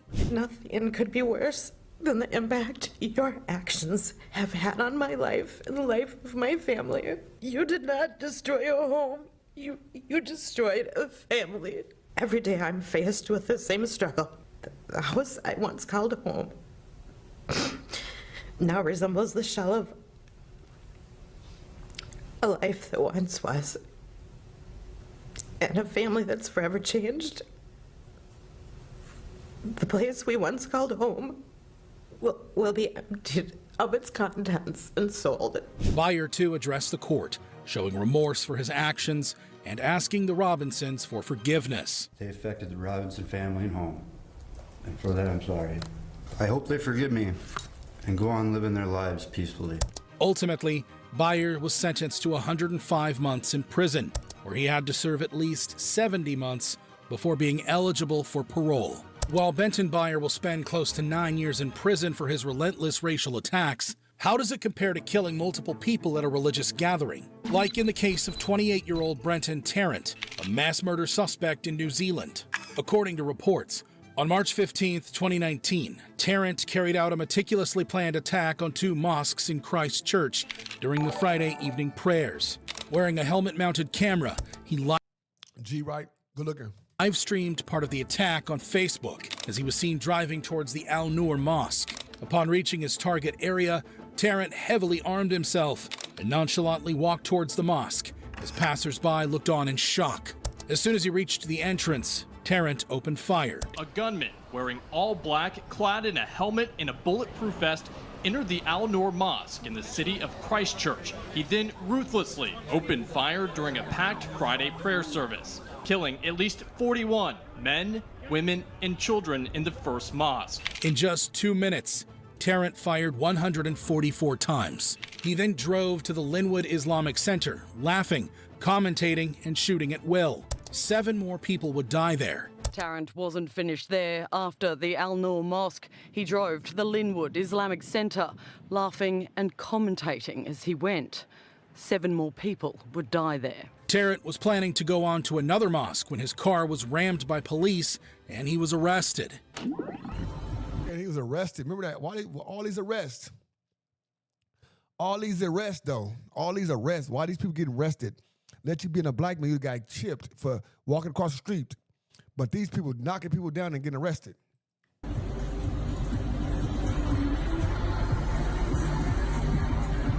In total, 51 people lost their lives and 40 others were injured.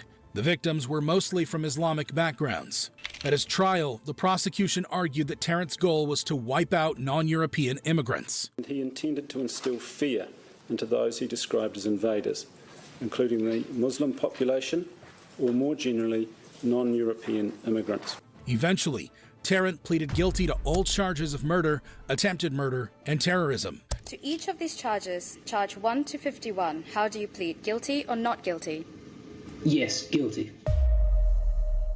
At his sentencing, emotionally charged family members of the victims directly addressed their loved one's killer.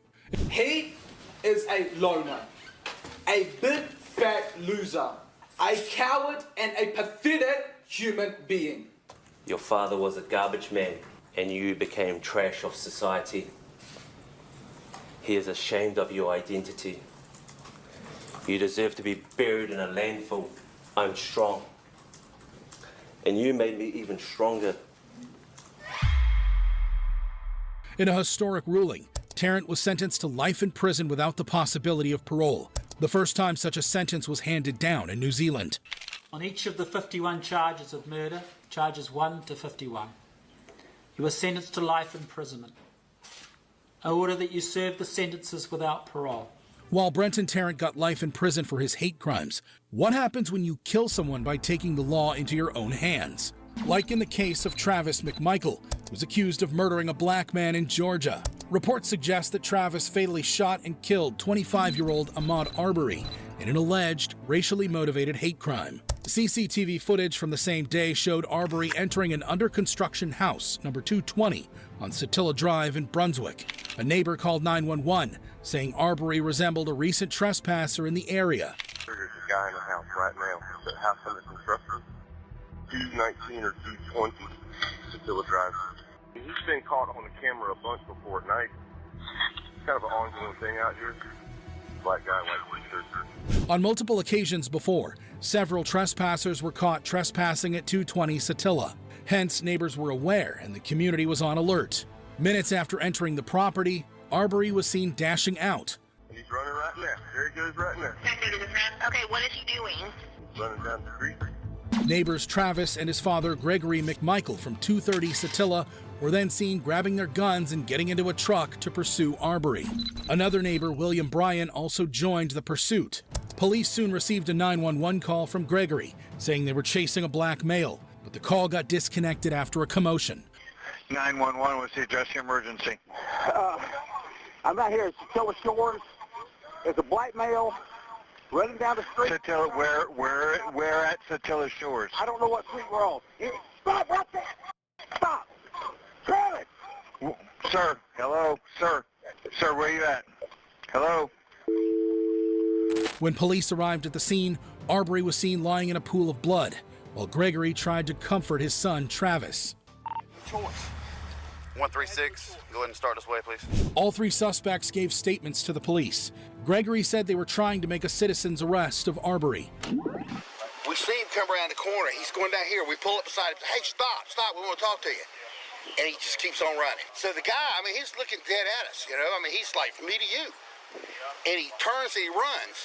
Travis gets out with the shotgun and runs up there. And, you know, I said, Travis, don't shoot, don't do anything. Then Brian said he helped block Arbery from getting away multiple times. I pulled out of my driveway, was going to try to block him.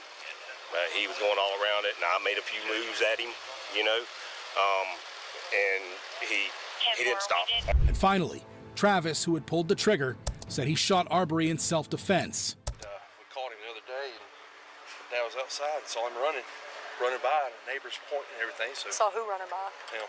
Okay. So we run out to stop him, to talk to him. He took off running. He came over here. He stopped. He come out of the truck running at us. I told him stop till he hit me. I had nothing to do. There's nothing else I can do.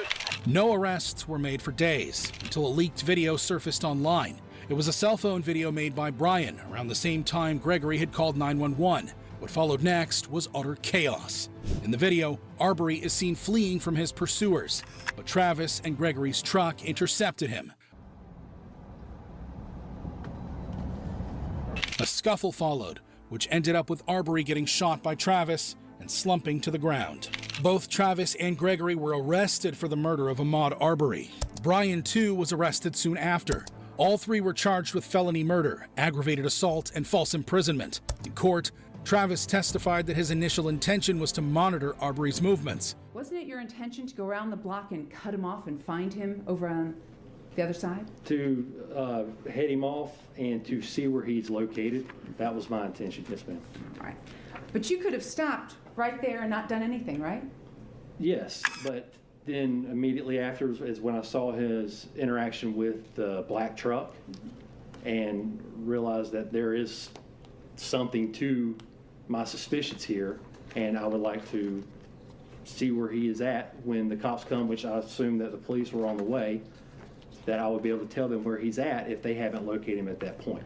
He then claimed that Arbery got into a scuffle with him, struck him, and tried to take away his shotgun. By the time I get to the front of the truck, he is at the front corner panel on the right-hand side, and he turns and is on me, and is on me. I mean, in a flash. I mean, immediately on me. On you doing what?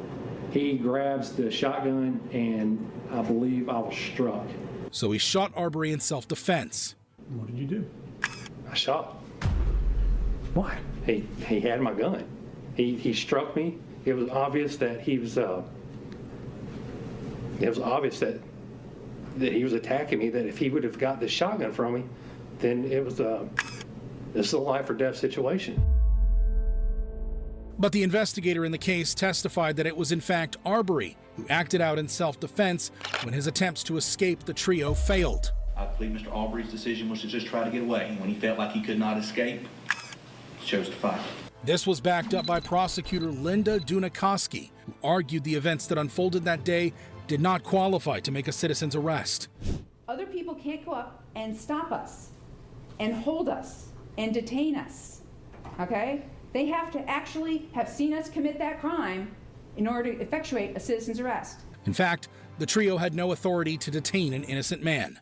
Did not have no badge, no uniform, no authority.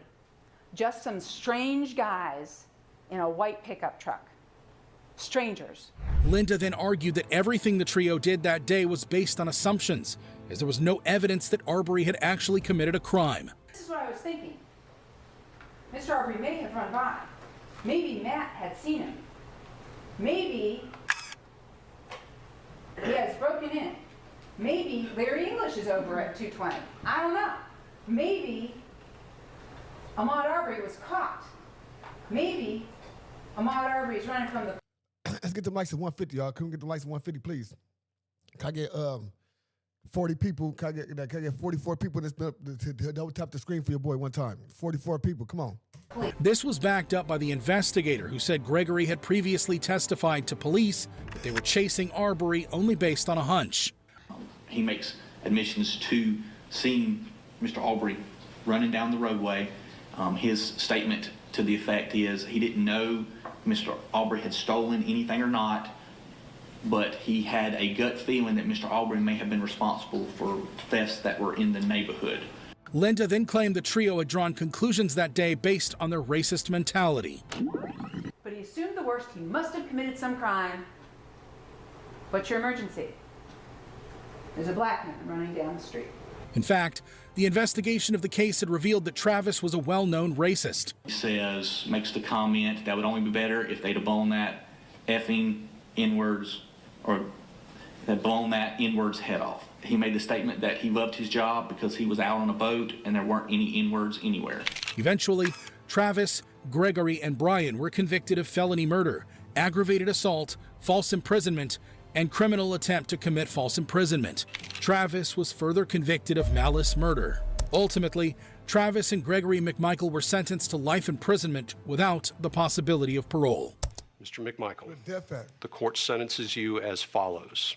Count 1, malice murder, life without the possibility of parole. Greg McMichael, the court sentences you as follows. Count 1, malice murder, defendant was found not guilty. Count 2, felony murder, life without the possibility of parole.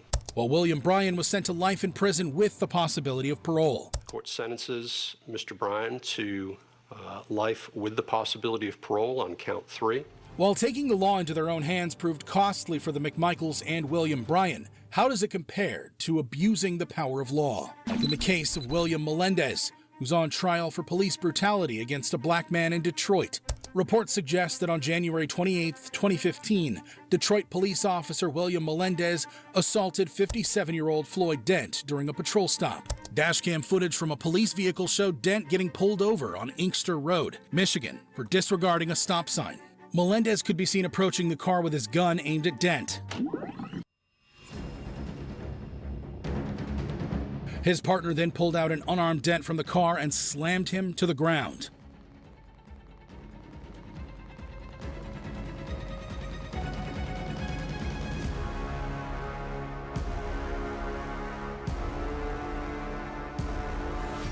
Then Dent, who had already surrendered, was shockingly put in a chokehold by Melendez, while his partner held him down.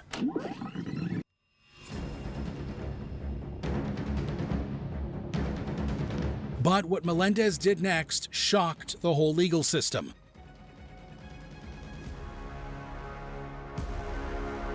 In a shocking act of brutality, Melendez started to unleash a barrage of punches to Dent's head. In total, Melendez punched Dent 16 times before choking him unconscious. Backup arrived and almost half a dozen police officers tried to handcuff a helpless Dent, whom Melendez had kept in a chokehold all this while. Finally, a bloodied and battered Dent was restrained and taken away, while officers started to search his car. Nothing there.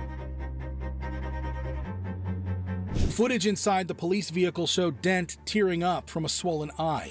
Dent was also charged with possession of cocaine, which was later dropped. The focus shifted to Melendez, who was arrested and charged with misconduct and assault. At the trial, Dent took the stands and salute to you. Appreciate the funny. Recalled his terrifying ordeal. The guy with the gun was on the by the end of the door, and another guy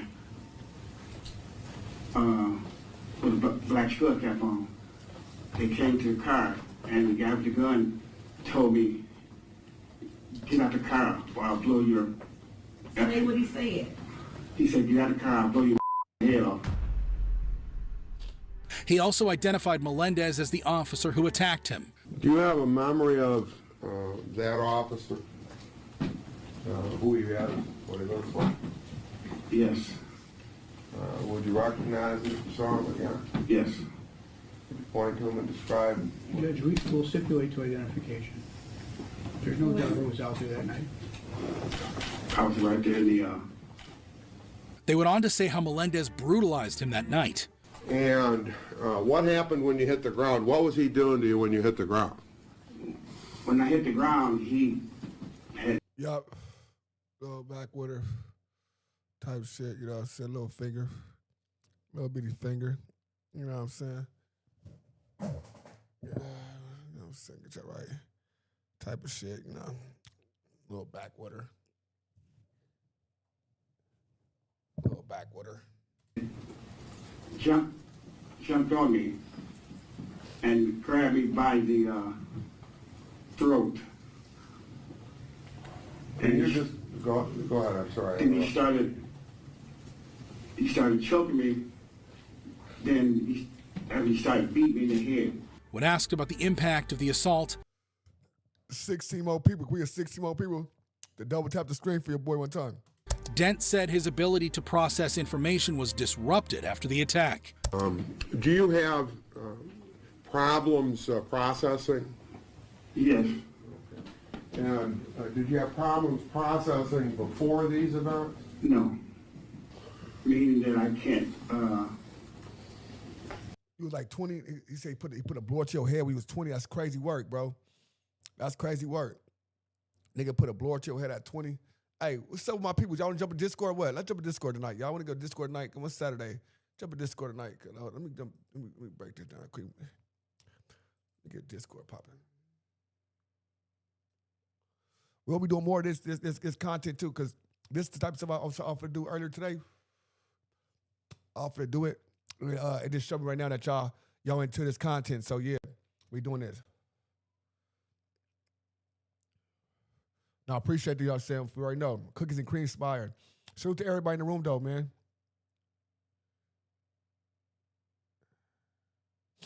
You know what I'm saying? Salute to, let's get the peoples in the room. Let's get the Discord people in the room. Forget about Discord. Let's go to Discord. I'm excited about Discord. Hold on, get off the screen. Gotta sign in real quick. It's my old one. You know what I mean? Peaches and cream. You know what I mean? Get it freaky in the back of limousine. Ice cream. Know what I mean? Peaches and cream.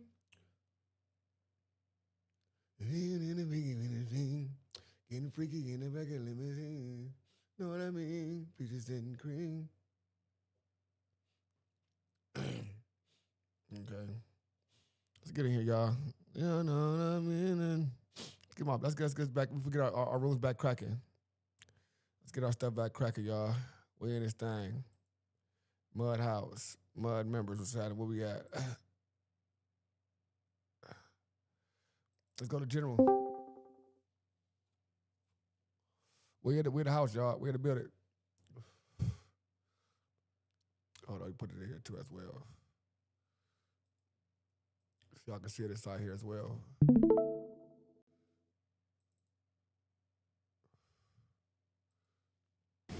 Remember things. Takes me a while to catch up to think about what someone telling me or asked me. Eventually, Melendez was found guilty of all charges. How does the jury find the defendant, William Gale Melendez, as to count 2, assault with intent to do great bodily harm less than murder, complainant Floyd Dent? Guilty. As to count 3, misconduct in office? Guilty. At his sentencing, Melendez took the stand and apologized to Dent and his family. To Mr. Dent and his family, I am truly sorry if this has caused you ain't sorry. Undue. You ain't sorry. You sorry because you got caught. A lot of these people sorry got caught. Who in the building? Shout your name out. Who your name? Who that in the building? Speak on it. I heard somebody pull up. Who in the building? Who's that? Let me see Discord. That's that Cam. What's up with my boy Cam? I see you. Bam. Who else in the building? Dre in the building. What's up with my boy Dre? What's happening? Yeah, we rolling up over here trying to be, quiet. I got you. Yeah. Hardships. in your personal life. And if you have any animosity towards law enforcement, that was not my intention. But the judge was having none of it, saying Melendez abused his authority as a police officer. You utilize your dirty, hairy tactics and use. And you getting judged by a black woman. It's crazy. I bet he hot. He getting crazy by a black woman. You know what I'm saying? I'm out. Tammy, all right, for sure. Appreciate you. Appreciate you pulling up. Excessive force to arrest him. You betrayed your city. You caused your lovely wife heartache. And you caused Mr. Dent severe anguish. Ultimately, Melendez was sentenced to 13 months to 10 years in prison for the assault on Floyd Dent. 13 months to 10 years? Well, that's only assault. That's cool. All right, we need 13 more people to double tap the screen for your boy. Let's get to 150. You know what I'm saying? I'm going to commit you to the Michigan Department of Corrections as to count one for no J6 less than Arkansas. 13 months, no more than 10 years. While William Melendez used excessive police power to assault a black man, how does it compare to going on a stabbing spree on a train? Like in the case of Jeremy Christian, who's on trial for murder and hate crime charges in Oregon. Reports suggest that on May 25th, 2017, Christian went on a hate-filled rant against Muslims, African Americans, and other groups on board the MAX train in Portland. It's like we got a Christian or Muslim bus driver, I'll stab you too. When Demetria Hester, a black woman, protested, Christian followed her off the train and assaulted her. He's looking at me and telling me I'm about to get it now. What do you do? Walking. What's about to happen here? He throws the bottle to my eye. CCTV footage caught Christian throwing a bottle full of water at Hester, injuring her eye. Christian, who had been drinking and smoking marijuana all night, boarded the same train the next day. This time, 2 black teenagers in hijabs were the target of his racist slur, 16-year-old Destiny Mangum and 17-year-old Walia Muhammad. Females, look at this voice. Females, though. You see how they pick these females out. That's the problem. They pick these females, man.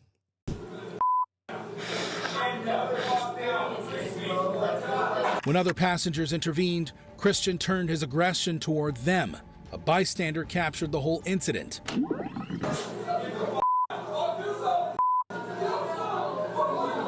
The situation got heated as the 3 men got into a scuffle.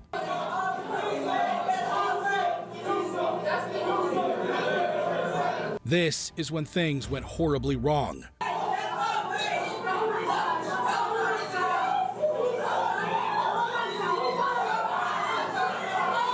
Christian ended up fatally stabbing 53-year-old Army veteran Ricky Best and 23-year-old college student Talisan Namkai Meki, while seriously injuring 21-year-old poet Micah Fletcher, who later survived.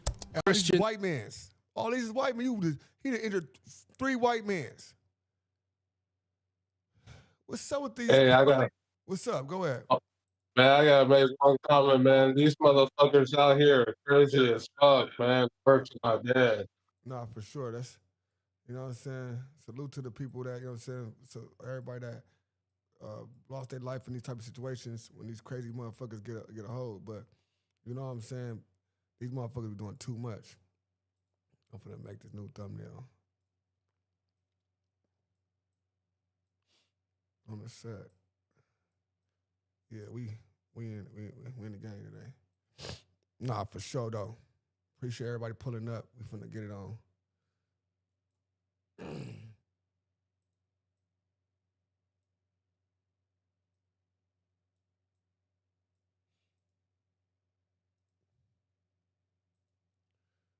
It's wildin'. And then stormed off the train, brandishing his bloody knife.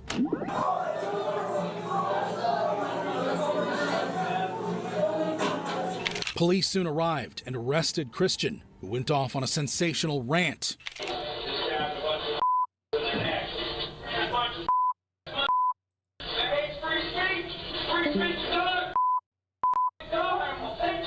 He even threatened the authorities.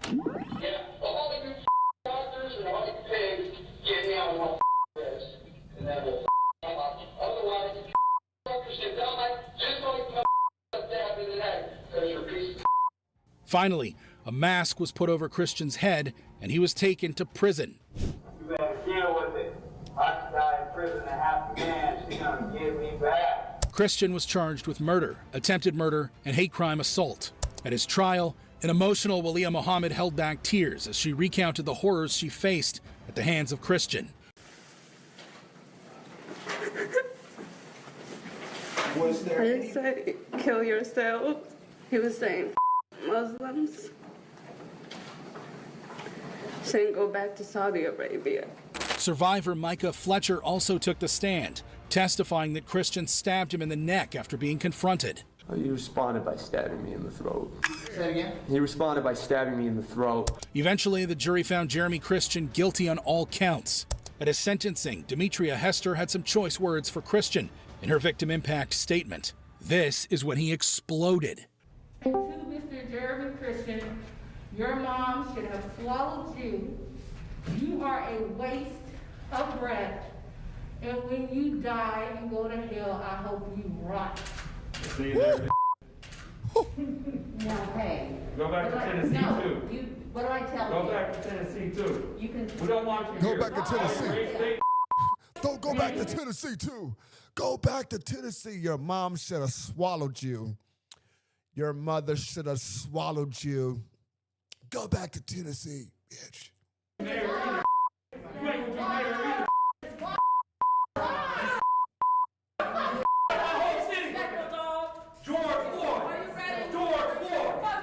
As he was being taken out of the courtroom, Christian threatened to kill the victim. I should have killed you. I should have killed you. Everybody knows you're alive. Everybody knows you're alive.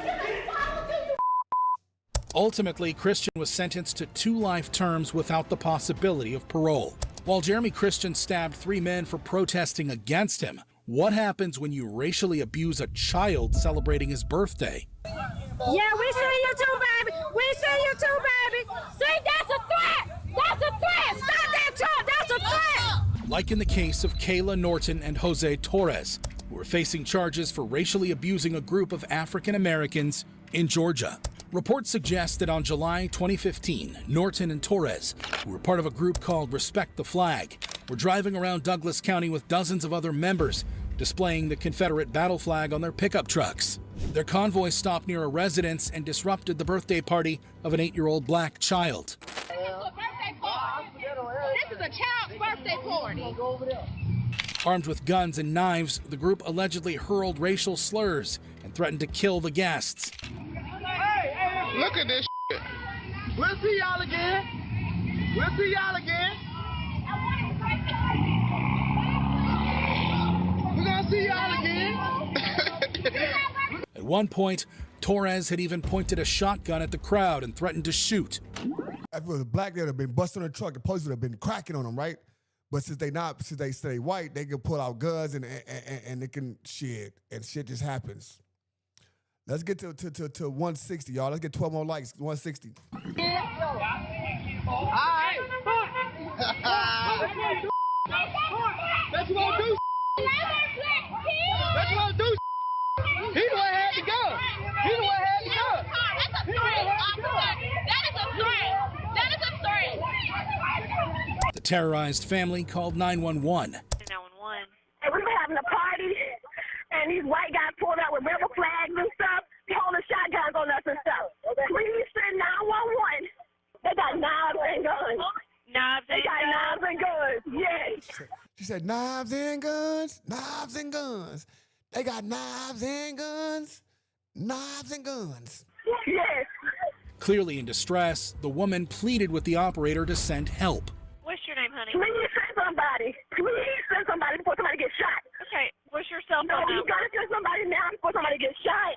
Police arrived soon and formed a shield around the guests, while the group eventually started leaving. I got it. Oh, yeah. You too. Bye. Have a good day. Bye. Have a good day. Bye. Have a good day. Bye. Even the presence of the police did not seem to deter the offenders. Bye. Have a good day. Yeah, we see you too, baby. We see you too, baby. See, that's a threat. That's a threat. Stop that truck. That's a threat. That's a threat. Stop that truck. That's a threat. That's a threat. No, that's a threat. You stop Eventually, Kayla Norton and Jose Torres were arrested and found guilty of making terroristic threats and violating Georgia's Street Gang Terrorism and Prevention Act. Torres was additionally convicted of aggravated assault. At their sentencing, an emotional Norton showed remorse for her actions and apologized to the family. Listen, every time they get caught on some shit, they get caught, now they crying. Every last one of them, except the last one we just seen, got to the courtroom and acted ass and cried and all type of shit, brother. What happened? What's going on with this shit, man? Fuck that dirty. I do accept the responsibility for what I've done. I know I was in the wrong. But I want you all to know that that is not me. That is not me. That's not him. I would never walk up to you and say those words to you. And I'm so sorry that happened to you. Then, in a completely unexpected turn of events, the victim directly addressed the duo and forgave them. I forgive you. I forgive all of you. I'm not a mean spirit person. I do.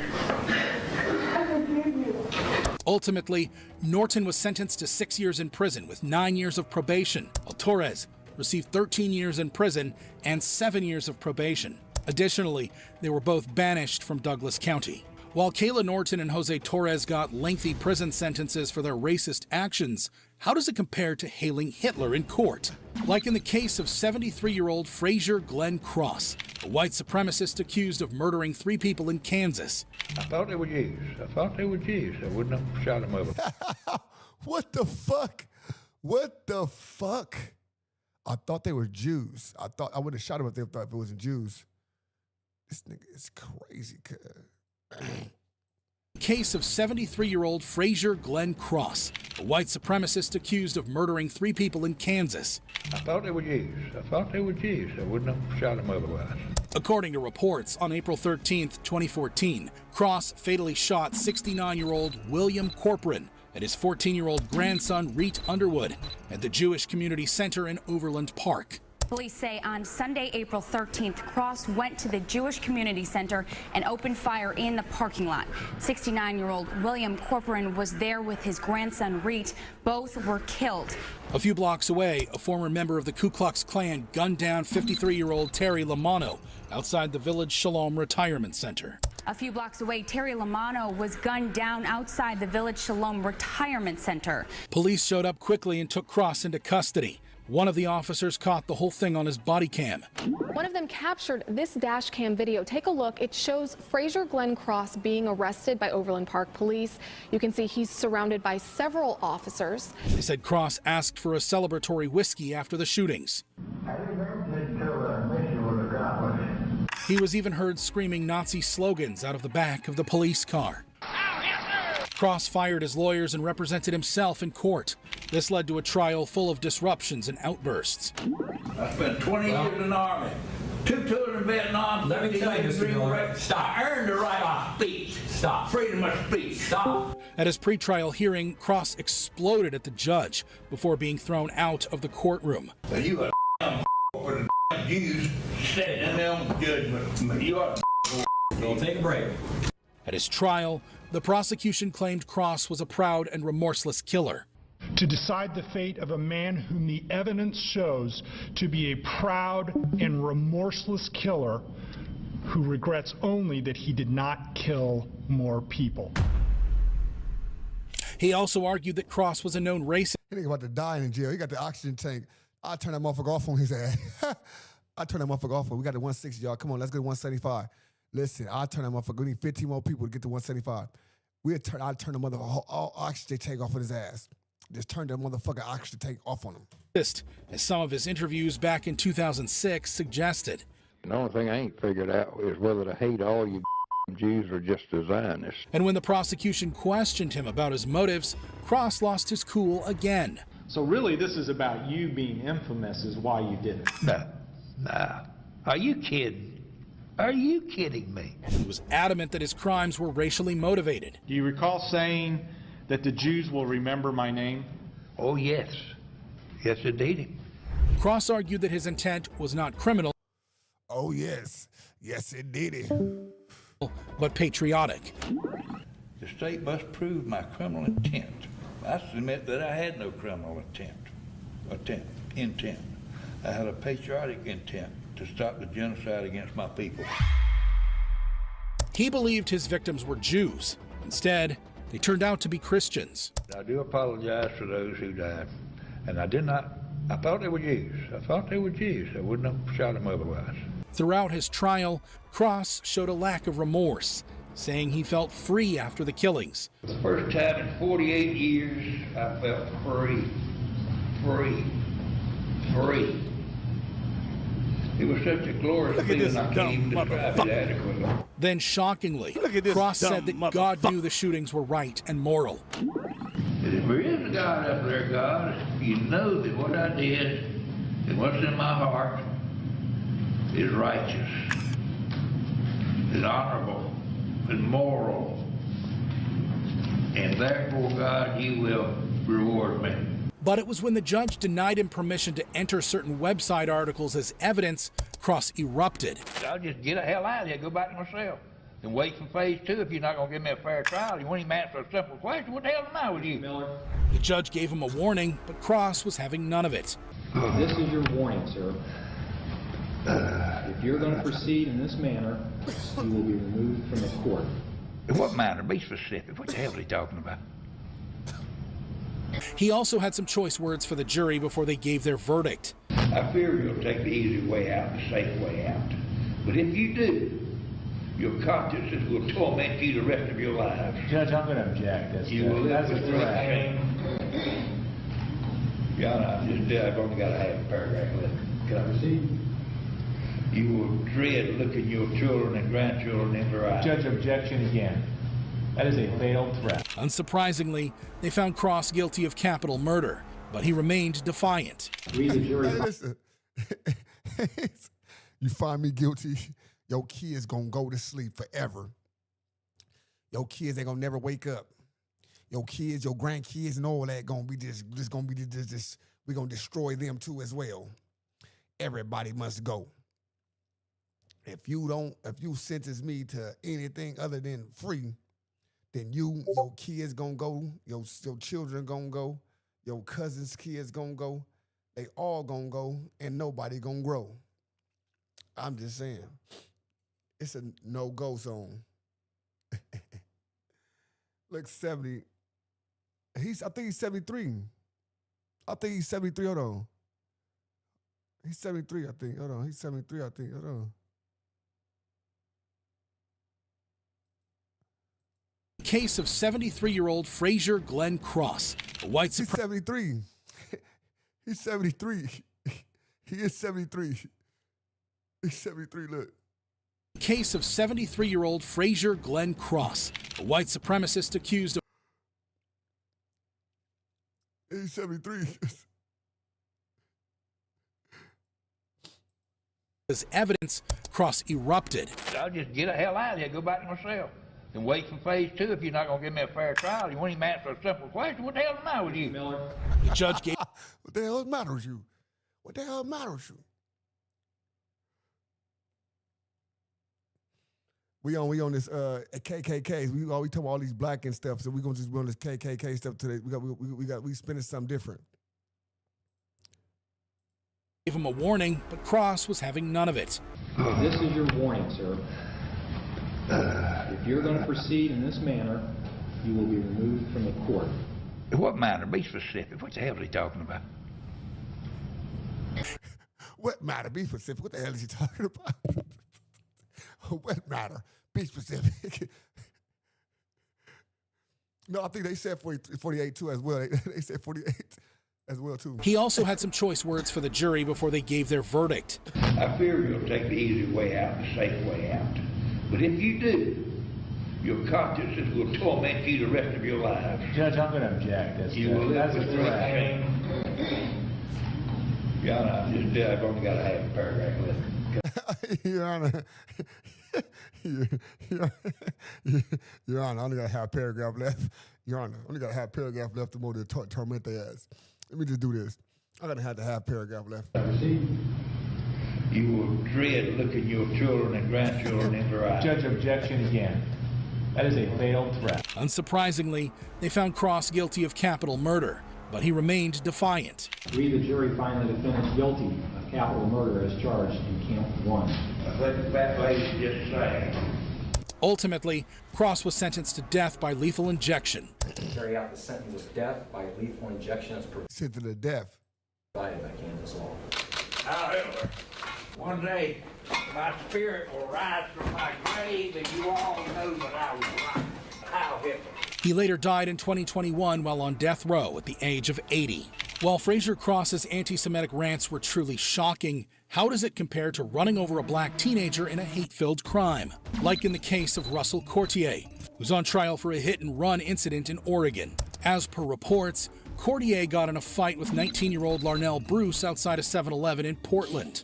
After his head was smashed into a glass window, Bruce attempted to flee, but an enraged Courtier followed Bruce in a red Jeep, allegedly being egged on by his girlfriend Colleen Hunt to run the black teen over.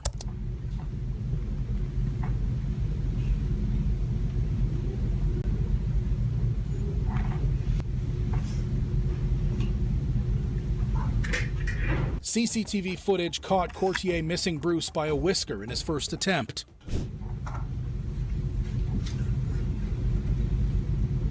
But as soon as Bruce crossed the road, Courtier accelerated straight towards him.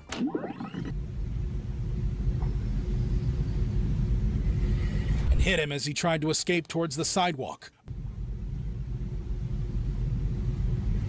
Bruce was severely injured. He died a few days later at the hospital. Both Courtier and his girlfriend Colleen were charged with murder. Shortly after the trial began, Colleen pleaded guilty to a lesser charge of manslaughter and was sentenced to 10 years in prison. Prosecutors argued that race was a motivating factor in the attack, since Courtier was previously a member of the white supremacist group European Kindred. It was a racially motivated crime because it was for European Kindred. It was a racially motivated murder. They also said that this was a cold-blooded murder. When he chased Mr. Bruce with that red Jeep, he had one intent, and that was to kill Mr. Bruce. The jury, too, saw it that way, eventually convicting Courtier of hit-and-run driving and murder. We, the jury, find the defendant as to count 1 murder guilty. He was additionally found guilty of the hate crime of second-degree intimidation. We, the jury, find the defendant as to count 3 intimidation and the second-degree guilty. At his sentencing, Bruce's father addressed his son's killer. You didn't just ruin my life, but you ruined your own. You have a son, and now he has to live the rest of his life without his father. And hopefully he doesn't make and think the same way that you do.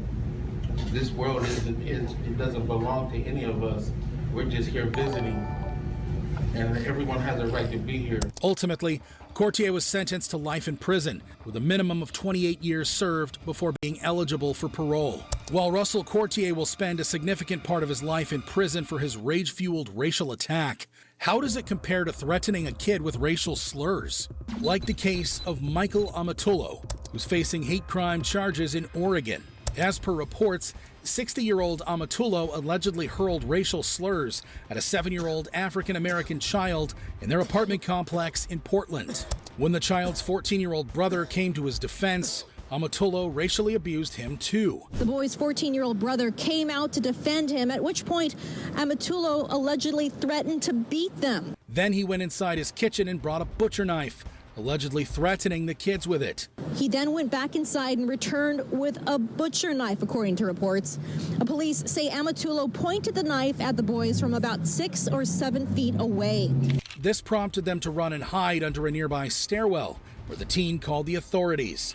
Amatullo was arrested and charged with misdemeanor menacing, second-degree intimidation, and unlawful use of a weapon. In court, the innocent 7-year-old child testified that Amatullo's threats about killing his mother had saddened him. When he said that stuff to me, I was kind of sad because my mom was pregnant, and it was a burn to me because that was my first sister, and when he said I hope my mom died, I didn't like that.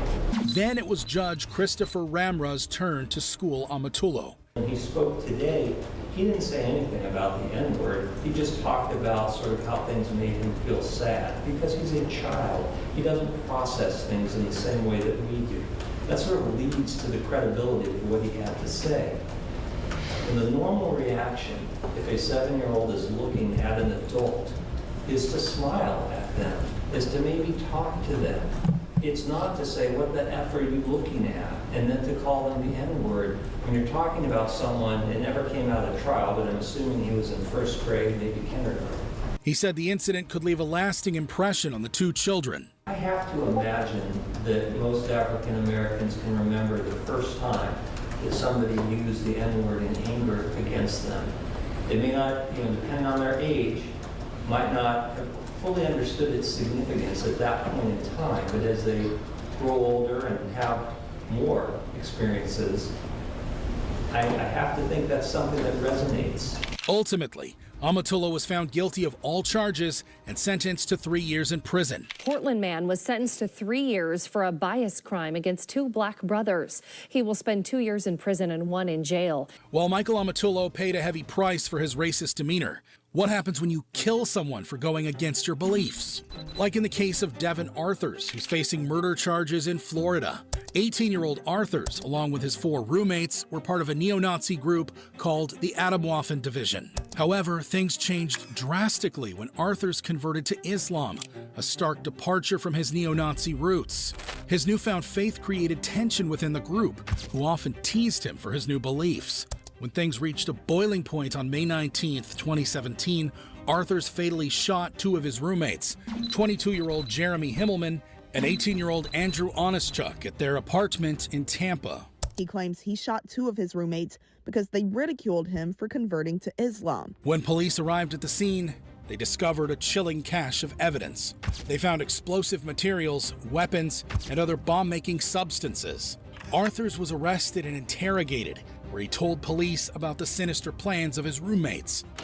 Yeah, nothing's been constructed yet, but this is clearly stuff that is lined up for the explosives there. That's the purpose of those items? Yeah, absolutely. So that's the entire purpose of it. You guys don't build model rockets and go out in the back and shoot them off into the, or fireworks for 4th of July coming out there.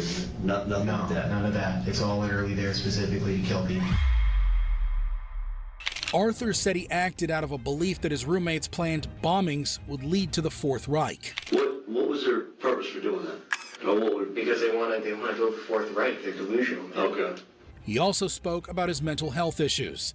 I'm very prone to getting angry a lot. I'm very to the point where I think that I might be kind of sick in that sense. And I want to get help for that. It seems Arthur's mental health worsened in prison because what he did in his court appearance shocked everyone, as they saw Arthur seemingly choking himself to the point of unconsciousness. Devin Arthur's appearance in court was anything but ordinary. Everyone in the courtroom, including the judge, got a first-hand look at Arthur's appearing to choke himself to the point of unconsciousness. It's the type of involuntary reflex. A doctor who evaluated Arthur's took the stand to explain his odd behavior. He squeezes and lets his head fall into his hands to compress his blood vessels until he begins to lose consciousness. The case seemed to be heading towards a mistrial. However, on May 8th, 2023, Arthur surprised everyone by accepting a plea deal. How do you wish to plead to these 5 charges? I plead guilty. Arthur said he was a changed man and wanted to help the world fight extremism. I feel that I can be an advocate against extremism, and I'd like to take this moment to tell the world to stay away from extremist groups and tell that I want to try to dedicate my life to getting people away from militant movements and stuff like that. Ultimately, Arthurs was convicted of 2 reduced charges of second-degree murder and sentenced to 45 years in prison. I will adjudicate him guilty. I will sentence him to 45 years in Florida State Prison with a 25-year minimum mandatory on counts 1 and 2. While Devin Arthur's bizarre case ended with him getting a hefty prison sentence, how does it compare to targeting and murdering a couple? Like in the case of neo-Nazi couple Jeremy Moody and his wife Christine Moody, who are facing murder charges in South Carolina. I have no regrets. Killing that pedophile was the best day of my life. Do you have anything to say to the victim's family? May they die also. Reports suggest the Moodys targeted and killed registered sex offender Marvin Parker and his wife Gretchen Parker after getting their address from the registry. CCTV footage showed the Moody's kidnapping the Parkers at gunpoint, where they later shot and stabbed them. Police were able to identify Jeremy from his white supremacist tattoos in the footage. When questioned, the killer couple didn't deny their guilt. In fact, they not only confessed, but also told authorities they had planned to kill more sex offenders. The Moody's pleaded guilty to murder, kidnapping, and burglary, and appeared in court all smiles, ready to ask the judge for mercy, as well as the minimum sentence of 30 years in prison. Your Honor, not a day goes by that I don't regret anything that happened.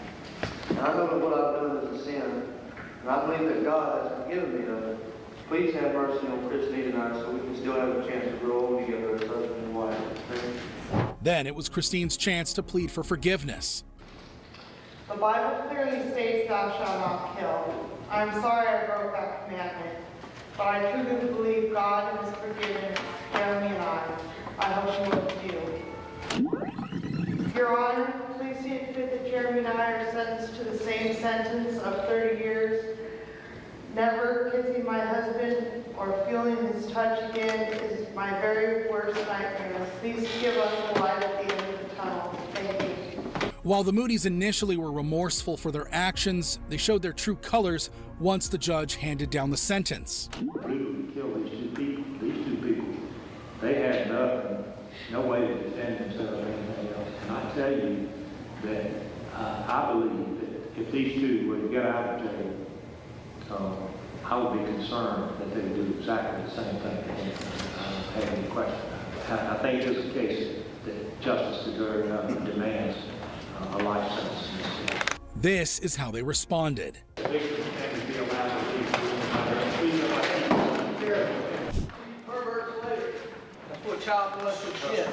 Outside the courtroom, the Moody's continued to express their true feelings.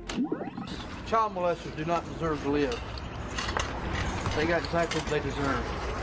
Had to do it over again, I'd kill more. I think Jeremy and I would have done it again if given the opportunity. Do you have any regrets? I have no regrets. Killing that pedophile was the best day of my life. Do you have anything to say to the victim's family? May they die also. Ultimately, they received consecutive life sentences with no chance of parole. While Jeremy and Christine Moody's remorseless killings shocked the community, how does it compare to terrorizing a whole nation? Like in the case of Anders Breivik, who's on trial for mass murder and terrorism in Norway. On July 22nd, 2011, 32-year-old Breivik parked a white van full of explosives outside the Prime Minister's office in Oslo.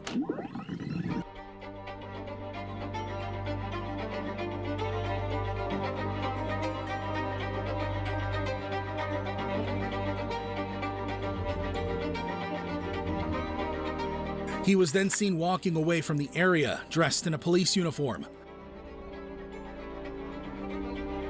What followed next rocked the entire nation of Norway. A huge explosion ripped through the area, damaging buildings and businesses nearby. The blast left a scene of utter chaos, with death and destruction everywhere. 3:26 p.m., a massive car bomb shatters downtown Oslo. The target, the Prime Minister's office. The streets turn into makeshift triage areas. But this horror is only beginning. 8 people died in the explosion, while another 209 were injured. But this was only a small part of Breivik's sinister plans. While the authorities were confused and distracted by the blast, Breivik drove out of town all the way to the island of Utøya, where a youth summer camp was being organized. Breivik was driving out of town when his bomb exploded. There, dressed as a police officer with a false ID, Breivik opened fire, methodically killing 69 and injuring more than 30 people. There was chaos all over the island, with people seen swimming into the freezing water, trying to escape the rampage. The horror lasted for more than an hour before Breivik made a chilling call to the authorities. God dag, mitt navn Anders Behring Breivik. Ja, hei. Jeg kommandør I den norske motstandsbevegelsen. Ja, hei. Kan du sette meg over til operasjonsleder for Delta? Breivik said his mission was complete and offered to surrender. Jeg på Utøya. Du på Utøya, ja. Jeg har fullført operasjonen min, så jeg ønsker å overgi meg. Du ønsker å overgi deg, ja? Ja, jeg har nettopp utført en operasjon på vegne av Knights Templar. Europa og Norge. Delta Police Task Force soon surrounded the island and arrested an eerily calm and composed Breivik. In total, 77 people lost their lives that day, while hundreds were injured, making it the deadliest attack in Norway since World War II. A few days before the shooting, Breivik had posted online a 1,500-page manifesto with chilling details and meticulous plans for his attacks. Breivik was charged with mass murder, causing a fatal explosion, and terrorism. Before his trial began, Breivik was taken back to Utoya, shackled and tethered to reenact the shootings. At his trial, Breivik, who was publicly against multiculturalism, refused to recognize the authority of the court and the judge. Jeg anerkjenner ikke norsk rett, fordi at dere har fått mandatet deres fra politiske partier som støtter multikulturalisme. Og I tillegg så det kjent at du en personlig venninne av Hanne Harlem, søsteren til Gro Harlem Brundtland. Han befant seg I andre etasje I R4 på et kontor mot Grubbegata og ble påført blant annet alvorlige hodeskader med blødning mellom hjernen og den ytre hjernehinnen, store skader I buken med omfattende indre blødning samt brudd I nakken.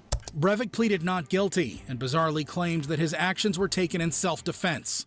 Jeg erkjenner handlingene, men ikke straffskyld, og jeg påberoper meg nødrett. The main focus of the trial was to determine Breivik's criminal responsibility and whether he would be sentenced to prison or committed to psychiatric care. Ultimately, Breivik was found sane and sentenced to 21 years of preventive detention, which is the maximum sentence allowed under Norwegian law, with the possibility of extension if he's still considered a danger to society. This is a unanimous judgment and it has the following conclusion. All seen in conjunction with Section 62 of the Penal Code to preventive detention pursuant to the Penal Code Section 39 C number 1 for a term of 21 years and a minimum period of 10 years. Breivik has since been denied parole.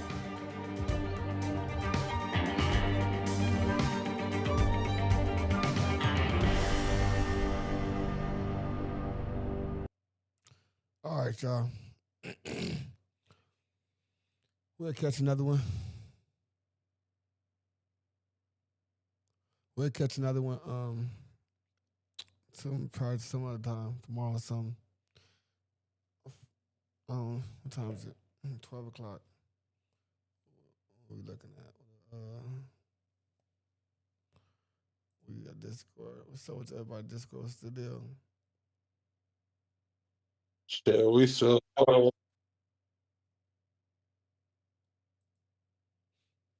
right. Everybody in this motherfucker chilling. Yeah, let me see. Hey, no offense, though. That last motherfucker give me Castle medieval times. Motherfucker look like you're he.